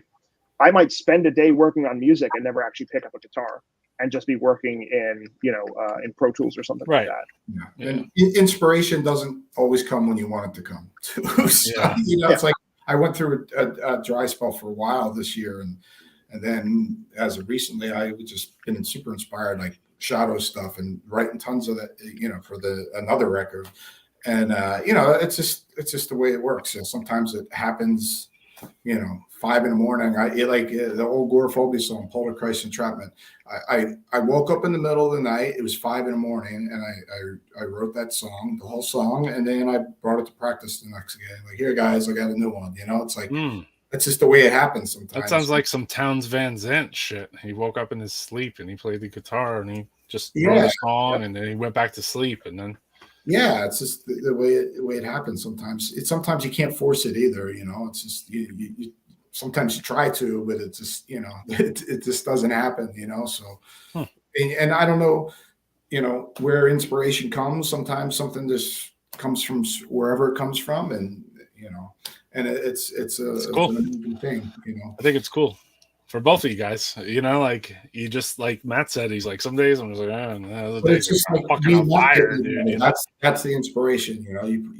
You get us in the room together. And there's no rhyme or reason to that fire either, right? Like you could have had the same day 3 days in a row, but that one day you're just like, holy fuck, Well, it's just like even in the studio when you're recording an album or something, and sometimes you just gotta step away. It's just not happening. You got to step away and then come back, or move on to something else and then go back to it. Right. So how do you guys feel about like being like recording in the studio versus doing like the live thing? I love both. But I love more than anything, I love the creative process, this creating writing from nothing and building on something. And you have like a skeleton of something, just like, for instance, our new album, that me and Matt wrote. It's like it's going to sound even different once we get it, in the studio and record this thing. And then the payoff is going out and playing the songs live. Like this tour coming up, Cannibal Corpse. I think we're going to play a couple other songs we haven't played from the new album, and I'm excited, to play these for the first time live. It's going to be. Going to be cool, so that's the thing, you create something and then the kind of payoff is just going out there and playing it live in front of the audience. How about for you, Matt? How about for you, Matt? Where are you at with that? I mean, I love writing, and for a long time, because of the people I was working with, I didn't have the opportunity to play live as much as I would have liked. And so I kind of just set it aside and just said, okay, you know what, I'm going to focus on like being a songwriter, being, doing pre-production, like creating records, because there are bands I love who I've never seen, like Demolition Hammer reunited, and I got to see them, but I was obsessed with that band from records they recorded when I was like 10 years old, but also being a fan of live performance, it's I'll gripe about like having to lug gear and drive and this, that, and everything else. And then the moment I get on stage and we like hit that first chord, I'm like, oh yeah, this is it. This is the business, right? So when you play bad shows, it makes the good shows even better. And when you play good shows, what you're seeing is, like Alex said, you've created something, but you've created something that resonates with other people, right? Like, I mean, this from like running a label, right? Like you find a band that you think is cool and talented and you put out that record, like it feels good to be involved in that part of the process. But then when people go ape shit and buy a bunch of copies, right? that's when it's like, oh yeah, that's a different feeling, right? Because like now little, yeah. you find the people who are like, oh shit, people listen to what I listen to. Cool. Yeah, exactly. And so like that for me is always really satisfying, especially because, you know, like Alex is in a A-tier band, you know. Even like, for you to say Dr. Shrinker to me, you know, that feels good because I'm like, yeah, Dr. Dude, Shrinker. I mean, listen, and I'll drop it for folks who, you know, don't know us personally. Like, you've had a profound impact on my taste musically. You know, like you were the person who kind of introduced me to more like underground gore grind stuff. Right. The shows you were booking were more like, you know, extreme underground stuff. So that got me into a bunch of like old school death metal, a bunch of like, you know, grind stuff, you know, a lot of like really raw, nasty underground stuff. The Necroharmonic releases, like, I mean, especially the Dr. Shrinker, but like also Gut and like, you know, all that stuff. Yeah. It was all, you know, like you loaned me like a Gonculator tape and Libido Airbag, and like I had never heard anything like any of that, and I was like, what the hell even is this? I don't even understand it. You know, that's always the best, though. You know, like you don't. What is this? You know. Yeah, and then just to get hit, you know, when you have somebody, you know, I get an immense feeling of satisfaction when I see fans like really reacting to what I created, whether it be, you know, they're, you know, in the pit going berserk, or they're up front and they're singing along, or even if they're just in the back. You know, my favorite thing to do is, you know, I'm at some show. There are people there who don't know my band. They're not there to see me. They're facing each other. They're talking, right? By the second or third song, they're standing next to each other and they're talking, but they're facing the stage. And then by the end of the set, they're not talking anymore. That for me is like, got you, motherfucker. Got Sounds like Alex right? gets to see that just by his facial expression. Yeah. Alex is different though. He has like Danzig out there watching him, you know? Yeah. Oh god. Yeah, I remember Danzig was sitting there like fixated on watching. I was like, well, I better play fucking pretty good. I got Glenn Danzig, you know, analyzing the little note, and he loved it too, you know. So that's sick. Yeah, that would feel awkward, I would imagine. Well, you know, I think the thing is, you know, you're playing, it doesn't matter who it is, you go out there, you got to give your 110%, you know. Yeah. You know, it doesn't matter how many people there, who's there, you know, you go out there and people pay money, you know, whatever it is to see you play. But, you know, let's forget about you being creative and all that kind of stuff and being an artist. You're an entertainer. You're there to entertain somebody, and you better, you know, be on your best. You know, I can't. You know, you were talking about Bob swinging shit. Like people may know this over the years. Like I don't headbang anymore. I don't, you know, do any of that stuff because I have. You know, a lot of people don't know I have a lot of physical issues that I've battled with over the years, so I can't do those kind of things anymore. But I still, you know, I'm giving it my all in my playing and all that kind of stuff. And right, you know, so you got to get. You're like, save that for Ross and Bob over there. Yeah. You know, it's funny because you're more like the crowd. Yeah, like I noticed you're like turned into like you used to be the headbanger back with the agoraphobia, and now you're more like the crowd like watcher guy. You know? Yeah, I mean. So, you know, when I get on stage, I kind of get into my zone. You know, I'm not really what everybody else is doing in the band so much. You know, like I know Bob has probably come close to like stabbing me in the forehead a couple times. And didn't realize it, you know, or lost his hair getting caught on me or whatever. You know. Yeah. You know, so yeah, it's cool, man. You know, any of the fans have any questions for Ruinous? Danzig ever bring out stacks of pancakes for everybody? I have the Ruinous on vinyl. It's solid. Imagine if Ride for Revenge covered Impetigo, Wizard of Gore. Interesting. Nice. Do you guys ever experiment with weird, different tuning? Yeah, I do at home and stuff with other projects and things like that. Yeah. Outside of the death metal realm.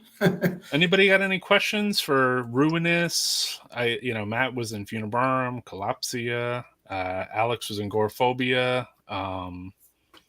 Ross's hair rivals John Tardy's. I think he's got a little up on him, actually. I don't know. They're both around in the same ballpark, I think. Yeah. The question is who's taller, right? Because if they're the same Oh height, yeah, then they both got long ass hair. So who's taller? John's taller. Russ is more well dressed. Like Yeah. Benner said, John He's Tardy dressed come out in like sweatpants. Yeah. Well, we have. Which I saw that. We wear our team action suits every night on stage. So. Yeah. Do you think doing that is like creates like more of like where people are just more focused on the music because they're not looking at your fucking shirts and shit? Yeah, I think it's like you're going to war. And that's kind of Right. how I look at it. When I'm going on stage, I'm going to battle. It's like right. So it kind of gets you in the character. I think it's just like if you're going to work, like in my wife's line of work, she dresses very nice and stuff like that. Right. And I think if you're dressed for success, it's like it makes you feel good. Yeah, if you're just kind of like, it's like I don't know, but Right. that's just my opinion, But yeah, I mean, when we well, it's more of like a performance than like when the band is like kind of like. You know what I mean? You kind of puts you more into that character. You're going to war. It's like the guys. I know some people make fun of black metal bands with their corpse paint and all that stuff, but they're getting into that character or whatever. Right. And they're going out on stage and they're going to war. And they are pretty destructive looking. Like when you see like a black metal band and they're like super into it. It's just another expression of the music, and you're just expressing yourself in a different way. I know some people have like problems with that or whatever. But Alex, do you still own the Marshall that used to be in Jim's basement? Yes. Marshall cabinets seem like they're like the flavor for. By the way, I love Marshall. I absolutely love Marshall amps. I mean, come on now. Tell that to Matt. You got a PV. What label is a new Ruinous and what formats will it be released? I think they went over that a little bit here. So if you want to slick it back. Yeah. Well, we worked with Dr. Long Sen, box. and we hope I'd like to work with Dr. Sen again. We'll see. We'll see what happens. Right. Cool. I haven't gotten that far yet. Definitely Ever be see released Marduk singer karate throw a guy over his back on stage? Alex might have seen something like that. I think they toured with Marduk. Oh, Daniel? Yeah, probably. Alex, I'll throw this out at you. Like, what's the thing that, I don't know, favorite band you toured with or something? My favorite band I've ever toured with? Just for the fuck of it, yeah. First one that comes to your brain. I don't know, man. I've had so many great experiences with so many bands, Put him on the spot. He's like, oh shit. I mean, like for instance, we're coming up with Black Anvil. I love the Black Anvil guys. They're good friends, and Cannibal Corpse, friends of those guys since the beginning. So it's gonna be cool. And Dark Funeral, we've played with before, and we like those guys, going out with them. And I love Full Hell. I love those guys. I love the Blood Incantation guys. I don't know. There's What's something? How about you, Matt? I'm going to throw it to you. Like, you go to a fest, and like, what stops you in your tracks there that you're just like, you know what? This is the fucking band I got to go see, dude. Like, just say for Maryland or something. Like I think. I'm about hooks, right? Like I want to hear something that's catchy as hell, right? But I also want it to be brutal. Like I think Autopsy is a band that has like a lot of brutal hooks. I think everyone, like, Zombie Apocalypse by Mortician, like you listen to that song and you're like, it's all just big swings, right? And so like, bands that are playing 1,000,000 notes a minute, bands that are playing super technical, it's like, oh, cool. It's cool that you do that, but that doesn't hook me, right? What hooks me is like I want there to be like exactly what you said earlier about like when you left that Agoraphobia show. I want to leave that show humming that riff and going, oh, what the fuck song is that, right? And you can do that across all genres. Like at MDF, like I saw Deicide play Legion in its entirety, and I lost my fucking mind. But then I saw Squash Bowels, completely different style, completely different, like subgenre of extreme metal. Right. But they were so like they had riffs, they had hooks, they were catchy as hell. I saw you there. We were there together. There's a little video of us. Oh yeah. The middle of the squash barrel set. And I said it there, and I'll say it again. If you're at Carcass instead of squash battles, you are making a mistake. That is. New Autopsy is super sick. So we're gonna wrap it up soon too, brothers. Never disappoints. Never disappoints. We're gonna wrap up the Stuff Metal podcast soon, guys. So if anyone else has any questions or has anything they want to talk about, I gotta get out of here in a few minutes. Yeah, no doubt. So yeah, man, I'm really happy to hear about the new stuff that you guys are doing. Obviously, it's cool that you guys get together. You're making another record that wasn't just like a singular thing. You know what I mean? Yeah, I'm happy too, because there's been a long break. There's a lot of reasons behind that, as discussed earlier. Right. But yeah, I'm super stoked. I've been listening to the demos that we have, almost every night, and just listening to them. And so, yeah, it's exciting. I can't wait to get this record done and then eventually get it out and get out there and play for people. Cool, man. And you guys, I heard you say before, you're going to record, but you want to do something like a touring or something. Sure. Absolutely. Yeah. That'd be killer. Yeah. We definitely want to get out there. I guess you have to get a bass player. What's that? Well, Drew will probably be our guy. Yeah, you might already have one. Well, yeah. I mean, I'm as long as Drew can do it, yeah, man. I'm on board with Drew playing the bass, But now we're schedule coordinating around Tombs and Immolation, right? So now things start getting complicated. So we'll figure it out. Paul from Cheerio has a question. Hold on, that's a different one. My daughter showed me a video of Dave Mustaine introducing Immolation. How did that make Alex feel, being a fan from the 80s? I thought it was awesome. Yeah, it was cool. Yeah, it was cool that he did that. I mean, I love the first two Megadeth records. Two of my favorite metal albums ever. Killing is my, when I was a kid. What show was that at? That was in Philly. Okay. Metal and Beer in Philly. The Metal and Beer Festival. Decibel. Yeah. I don't know when though. It was 2017, I think. Okay. Cool. Yeah. So, fucking Dave Mustaine. Yeah, hanging out with Dave Mustaine a little bit, or what? You guys that basically it was a big inspiration on me when I was younger. And his guitar playing and his writing, and it was pretty cool. He always gets a bad rep, I notice. No, I mean, regardless of what anybody may say about the guy, let's face it, the guy still out there crushing it, flying thrash. Well, he's one of the people that really invented this style. Yeah. So let's face it, him. For him to still be doing it. Those two guys, and Gary Holt, Exodus, Hanneman, Kerry King, those guys. Gary Holt. These guys are all my heroes, So right, Merciful Fate. Oh, come on now. Anybody that knows me knows how much of a Merciful Fate freak. Yeah. I was actually a quick story. I was with. I think it was with you, Matt, on tour in Europe, and so I forced our tour manager to take us to Michael Benner from Merciful Fate's record store, because I was like, "Want to meet Michael Benner?" Blah blah blah. So he was just like, And I remember the day was like, it was like -15 in Copenhagen or whatever it was, and so we walk and I've met a lot of my heroes and stuff like that, Piggy from Voivod and people like that, that inspired me. But Michael Benner was a big influence on me. So we walked up to the front of the record store, and like I could see him through the window in the door, and I was like, oh my God, there he is. Holy shit.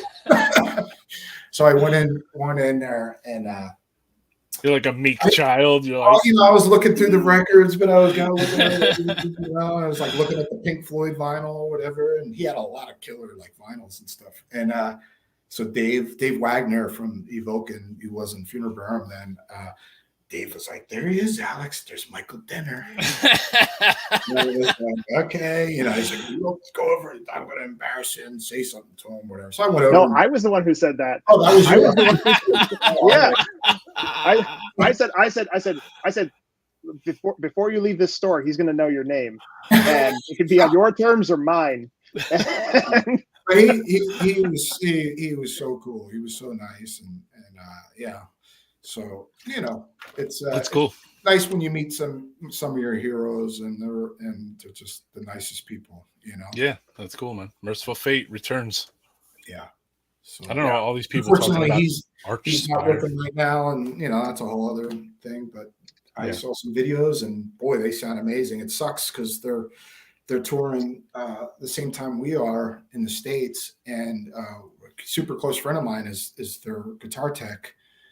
And so it would have been great to go and obviously see Fate and see my friend who works for us. But or tour with them. That would be a dream come true for sure. That would be one of the bands like Merciful Fate, Iron Maiden, list. Forget about death metal bands. Who cares?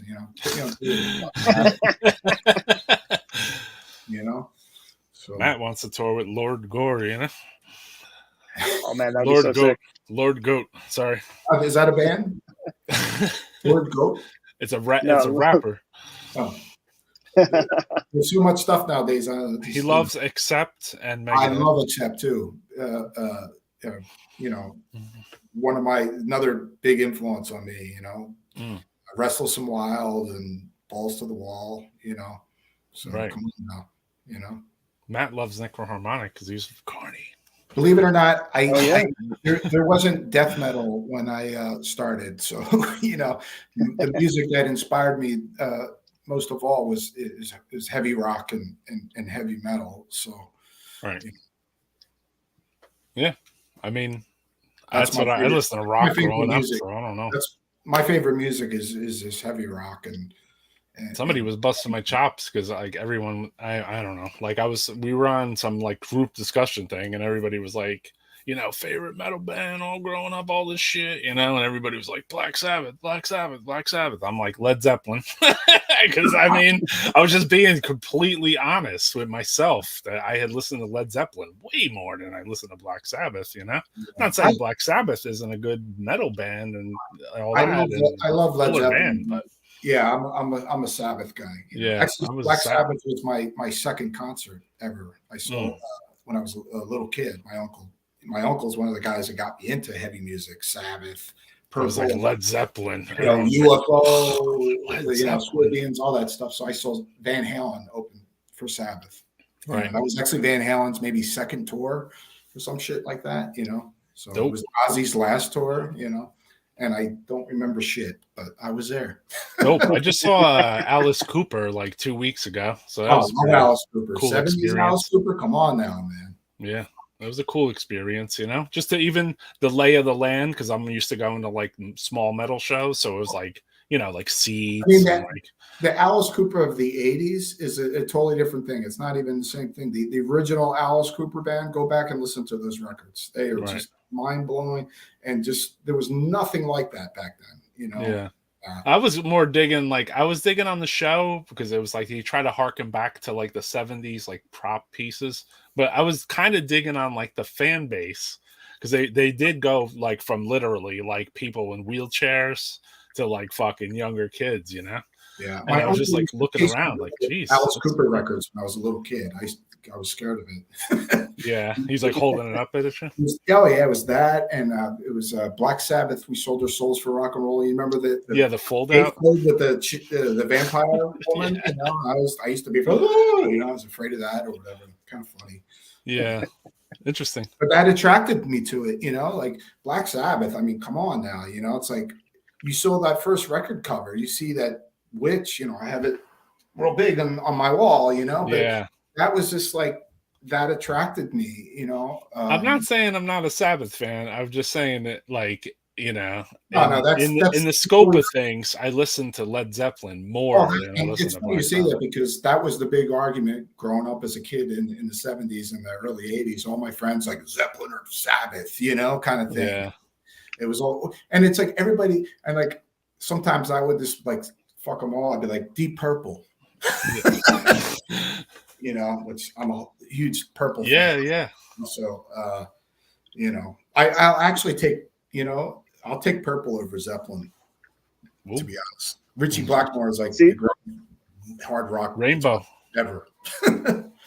What about Rainbow? Seasons in the Abyss came out when I was 11.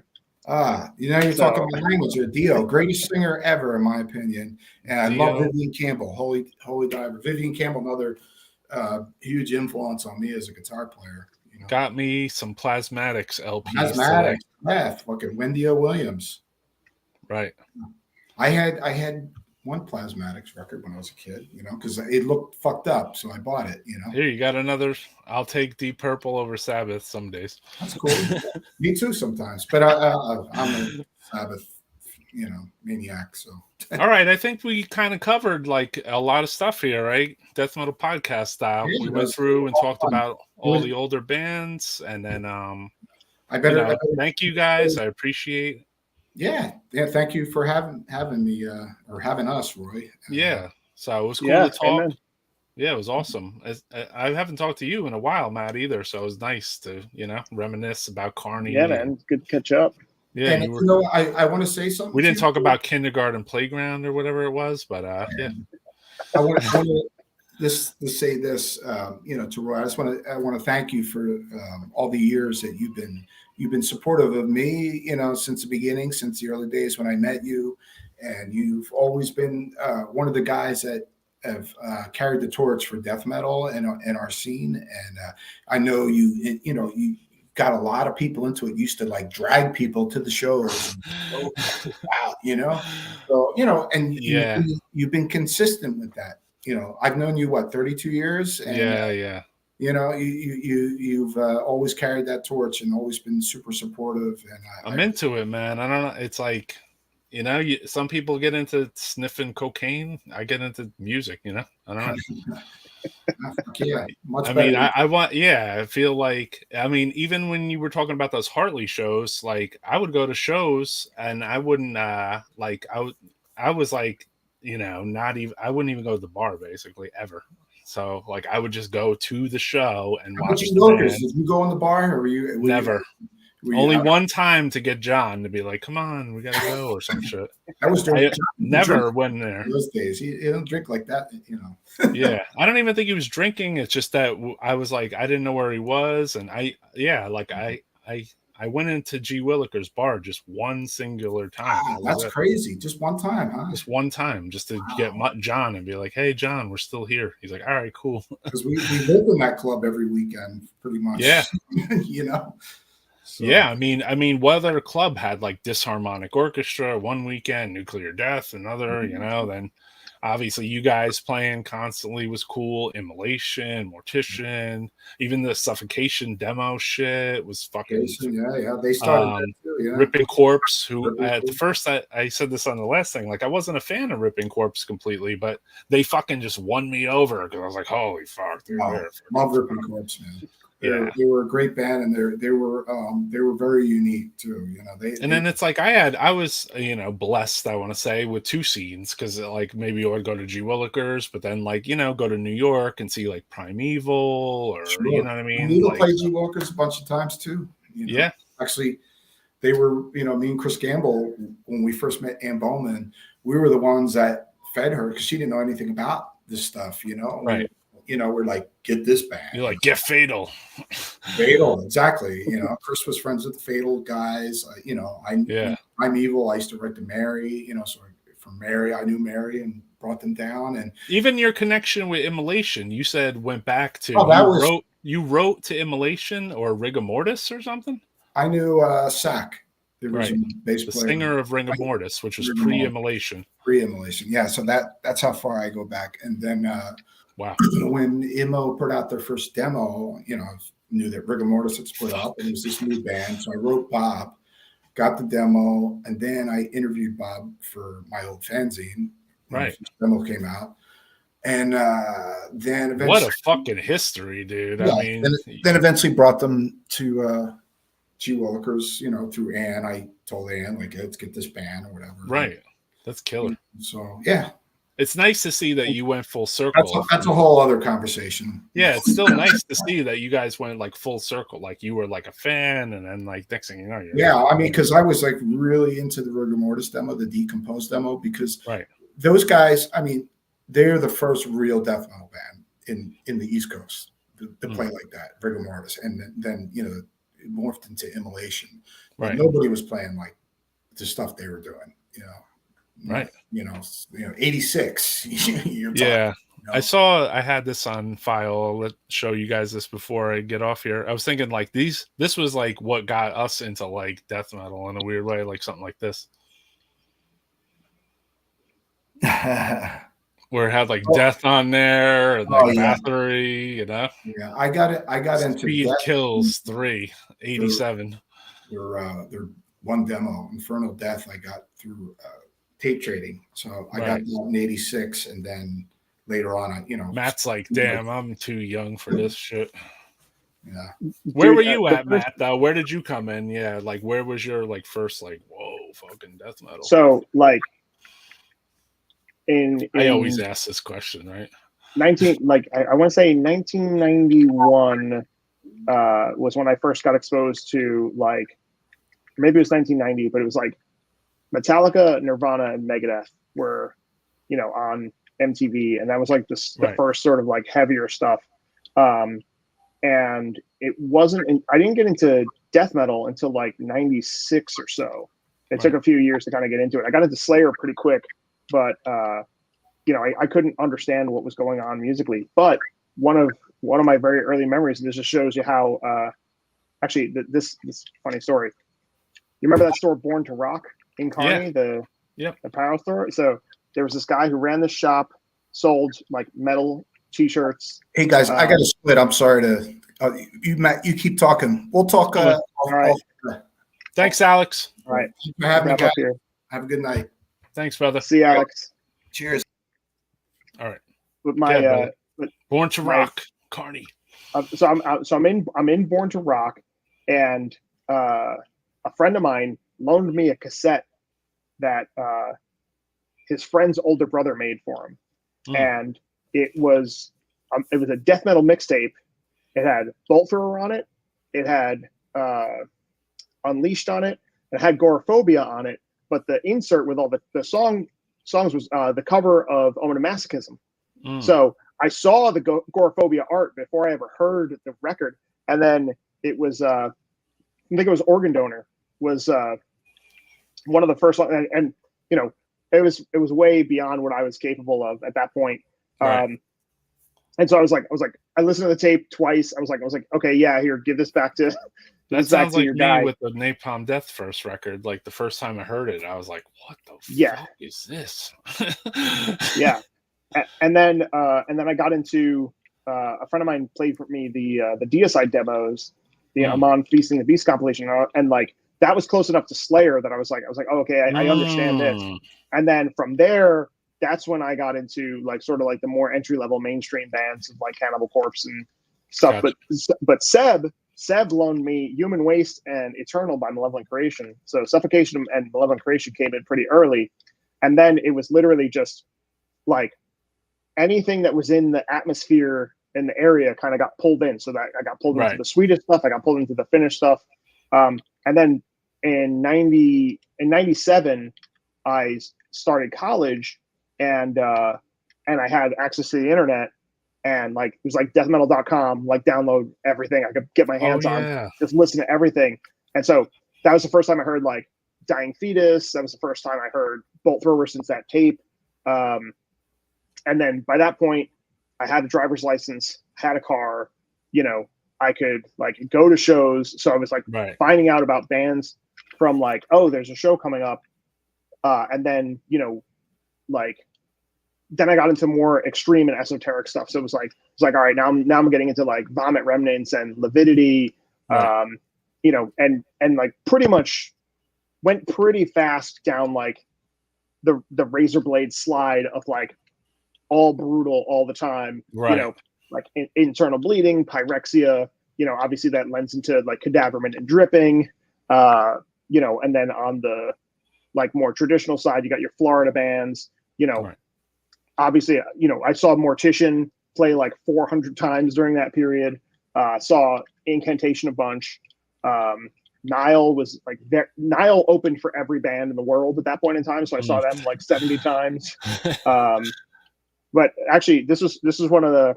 I don't know if this was a U show or a gutter show, but Vomit Remnants was playing in North Jersey, and I had a really unreliable car, and I walked to my car to go to that show, and my car wouldn't start. Didn't have a cell phone yet, and I was like screaming bloody murder because I was like, this band is from Japan. It's like, this band is from Japan. They're not from Pennsylvania. Yeah. When am I ever going to get a chance to see them again? And I had to wait until the first MDF.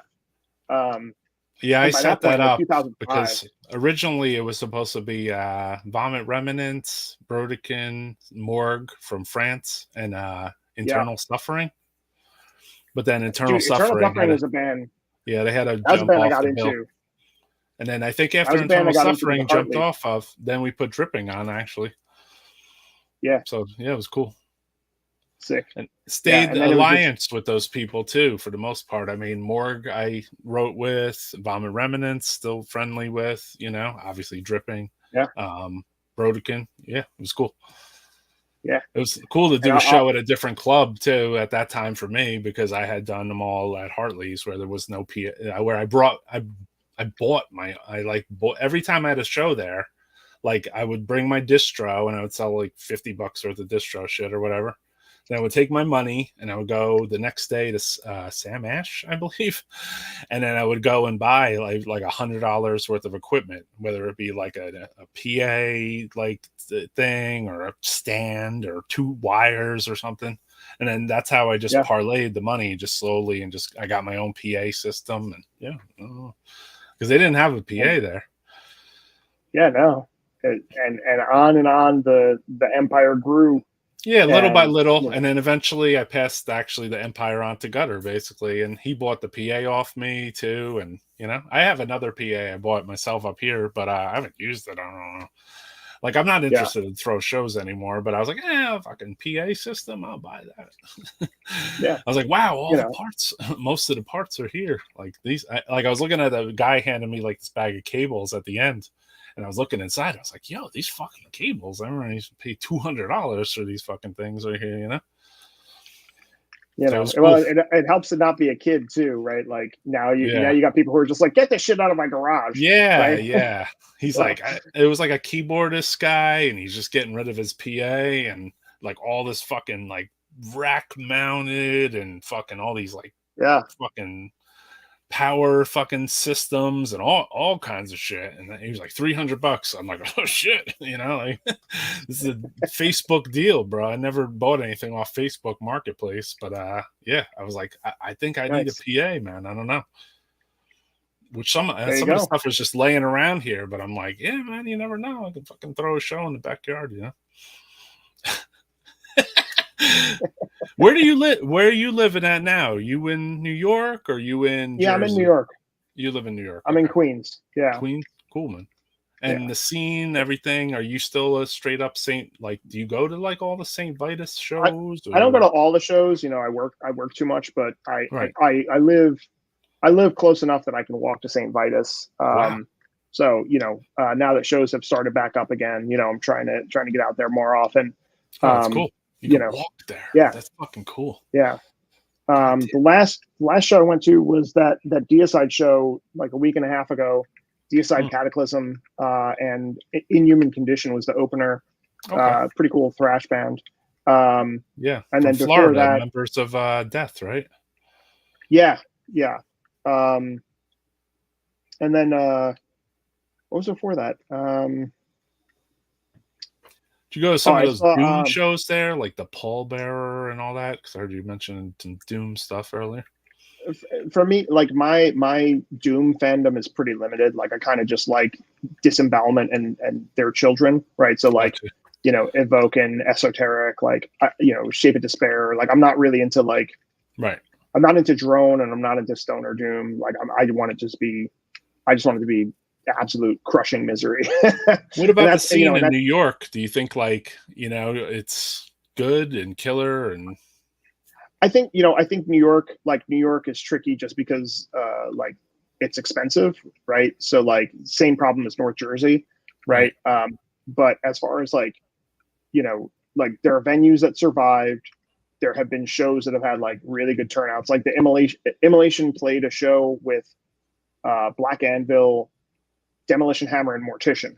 right. And, packed house, like, no question that show was going to do really well. Deicide Cataclysm also did really well. It seemed like the whole metal scene came back with a fucking huge vengeance after the fucking pandemic, right? Yeah, I mean, well, because the thing, like metal fans are generally pretty loyal, and like the diehards know, that if the scene, I think the lesson we learned at the end of end of the '90s into the early 2000s is if you don't support the scene, then the scene might not come back. Yeah. So and that's why that's why I was always had a lot of respect for the work that you were doing, and and whether the label or the shows. Because it was like, the scene was on life support, and you were like fucking pumping interferon into I'm like thing. In my mind, I'm like, was it? Because it wasn't for me. But I know it was. Like hindsight, I kind of know it was in 1999 or 98 when I was first starting to throw shows at Hartley. There was not much going on. When would I have seen The Chasm? Like when would I have seen Evoken? When would I have seen, when would I have been pissed off and punched my dashboard because I couldn't see vomit remnants, Right. So, I just think about that. I think about that a lot. Like this is just the happy accident of the zip code that I grew up in. Yeah. There's this weird toxic sludge in the water that creates metal bands. Fucking dude. You're right. Fucking metal. And I wish, I wish I could be like I was in college and be like, hey, I'm going to 2 shows a week every week for the entire year. Right. I got to pace myself. I got to, Yeah, that was me. That was me when I lived down in Jersey and New York, and I would go to shows. Like I was trying to like tell somebody, I don't know, I was just having a conversation, and I'm like, yeah, I've probably been in like 1,000 shows or something. They're like, wow, 1,000? Yeah. I was like, yeah, like 2 or 3 shows a week for 25 years. They're like, that's not 1,000, dude. That's fucking like thousands and thousands. Yeah. And I'm like, holy shit, he's probably right, dude. I've probably been to fucking like 5,000 shows. I'll go to, this tour is coming through. I'm going to go to the Philly show and then the New York That's show. That's what I'm saying. We would go to every fucking, like, especially the New Jersey and the Philly. I mean, the Jersey and the New York. Like, I would do both, you know what I mean? Yeah. And that was always the shows. Yeah. So, which is, I mean, everybody and their mother in a band wanted to play in Manhattan. You know what I mean? Yeah. This was like before Brooklyn, let's say.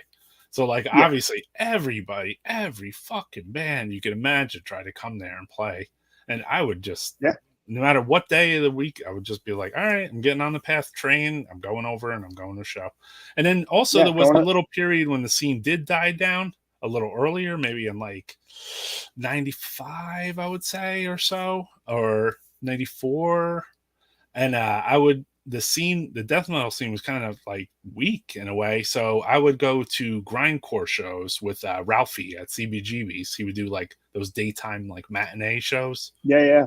And then you would see like your Cattle Press, or he might bring like a Corrupted from out of, from Japan or whatever. Or so it's like I started to ingrain myself like in that scene too. And I was like, because it was like, all right, like death metal kind of, there's no death metal shows, there's only like one a month compared to there's these other like grindcore shows, or Groin Churn is here from South Africa. So like, I'm like, I gotta fucking go to that, dude. Come on, man.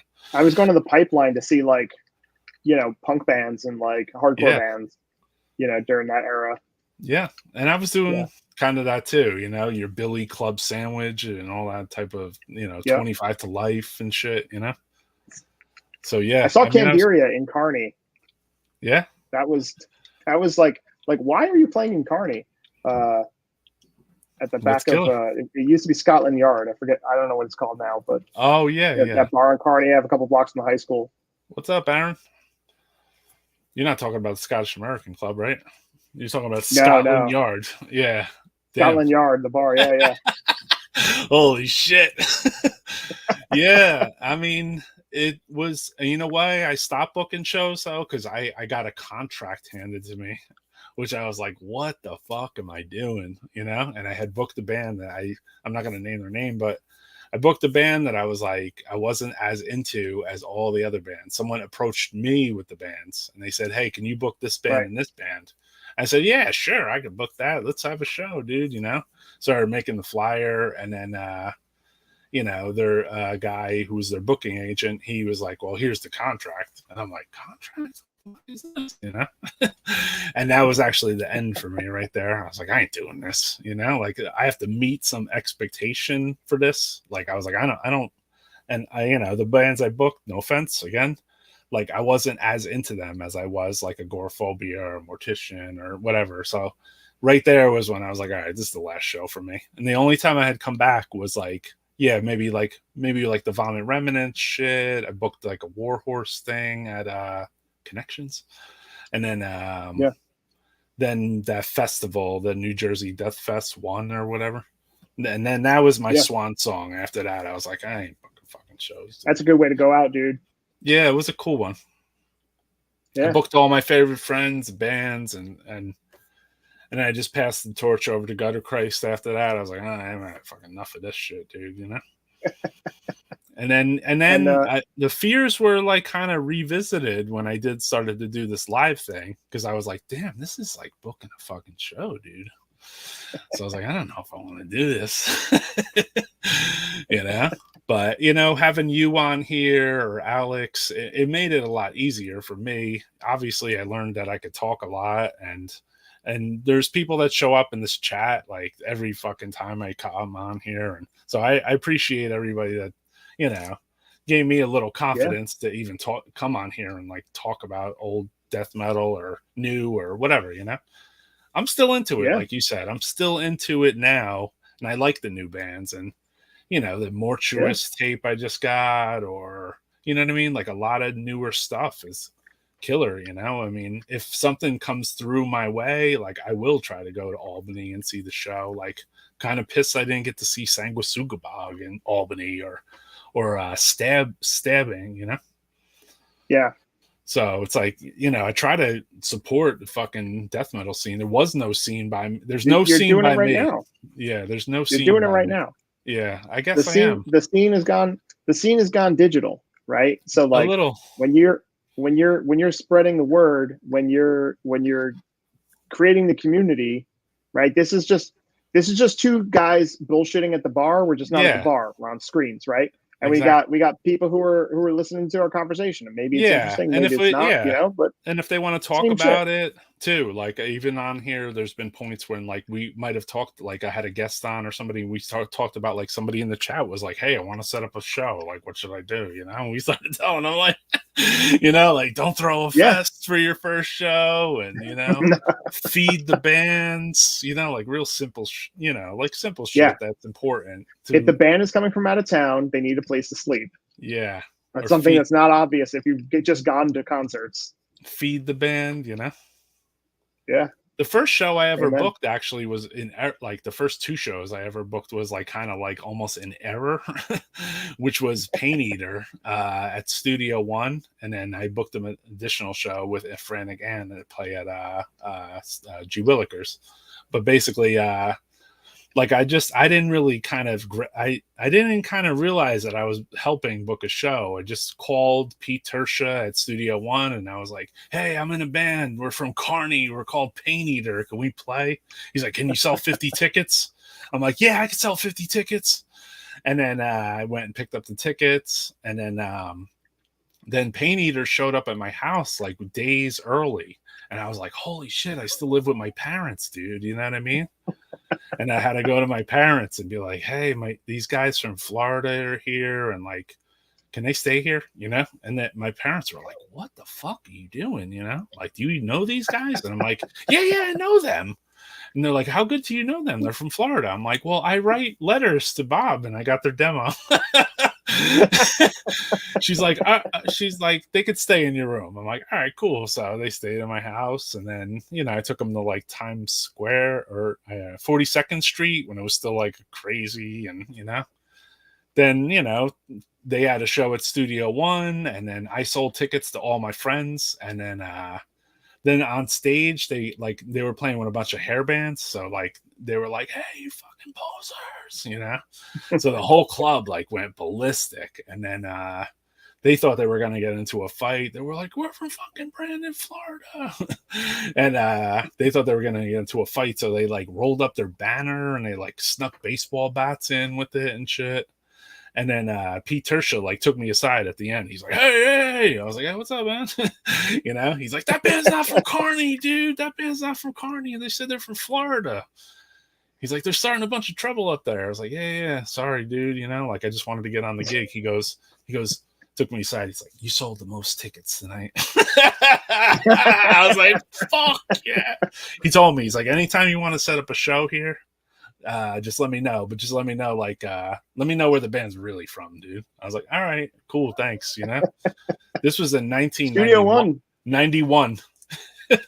Studio One was where I saw Guar. It was my first real concert. Wow. It was October 94. Beautiful. Yeah, I saw them at the Sundance. I don't know if it was around the same, maybe it was the Scum Dogs tour though. Oh, that's 2 albums earlier. 2 albums earlier? Yeah. So that's like 91, I think. Yeah. It was messy. It was awesome. And the Pipeline too, like you mentioned. Fuck. I saw Entombed at the Pipeline. Yeah. Killer. Yeah. I wasn't into them yet. Yeah, I mean, be a couple of years before I got into it. A couple years younger than me, It was really cool. I was like, fuck, I can't believe Entombed is in the Pipeline right now, It felt good though, And then I think Incantation was playing with them. It was like the beginning of their tour or whatever, So I remember like chilling with like Ronnie Dio or whatever, and we were like talking. He's like, dude, I can't believe Entombed is here. I was like, me neither, dude. It's so cool. Have you visited the Guar Bar? I cannot say I have. Yeah, where's that? Not yet. It's in Richmond. Let the band stay the night so they don't have to pay for a hotel after the show. That's exactly what I was doing, man. I was trying to I didn't know. And then actually after that, I moved out. And then when I lived in Kearney at my grandmother's, I had Benediction stayed there, a couple of those guys. And then Autopsy stayed there too for like a week. And then they parked their camper like in that parking lot, in the Kearney High parking lot right there. Yeah. But the cops came and made them move it, actually. They're like, you can't park this here all week, dude, But they were like living in my house. And then Petri, the boogeyman from Doomed, came, and he flew from Finland and got picked up at Newark Airport. And then he played like one of their shows in New York as a singer, did like the Doomed song or whatever. It was cool, man. Yeah. Went with them to South Jersey, and then after that, they departed on their tour with Incantation and Morgue and Vital Remains, I think. It was cool. Stabbing was great in New Hampshire. Fuck yeah, dude. I wanted to go to that fucking Stabbing show, dude. It was rough. Yeah, me too. All right, man. So we're gonna wrap this up. I appreciate everybody that tunes into Death Metal Podcast.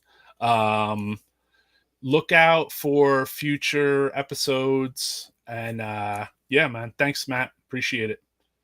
Kearney. Absolutely. Hell yeah. All right, everybody. I'll be back.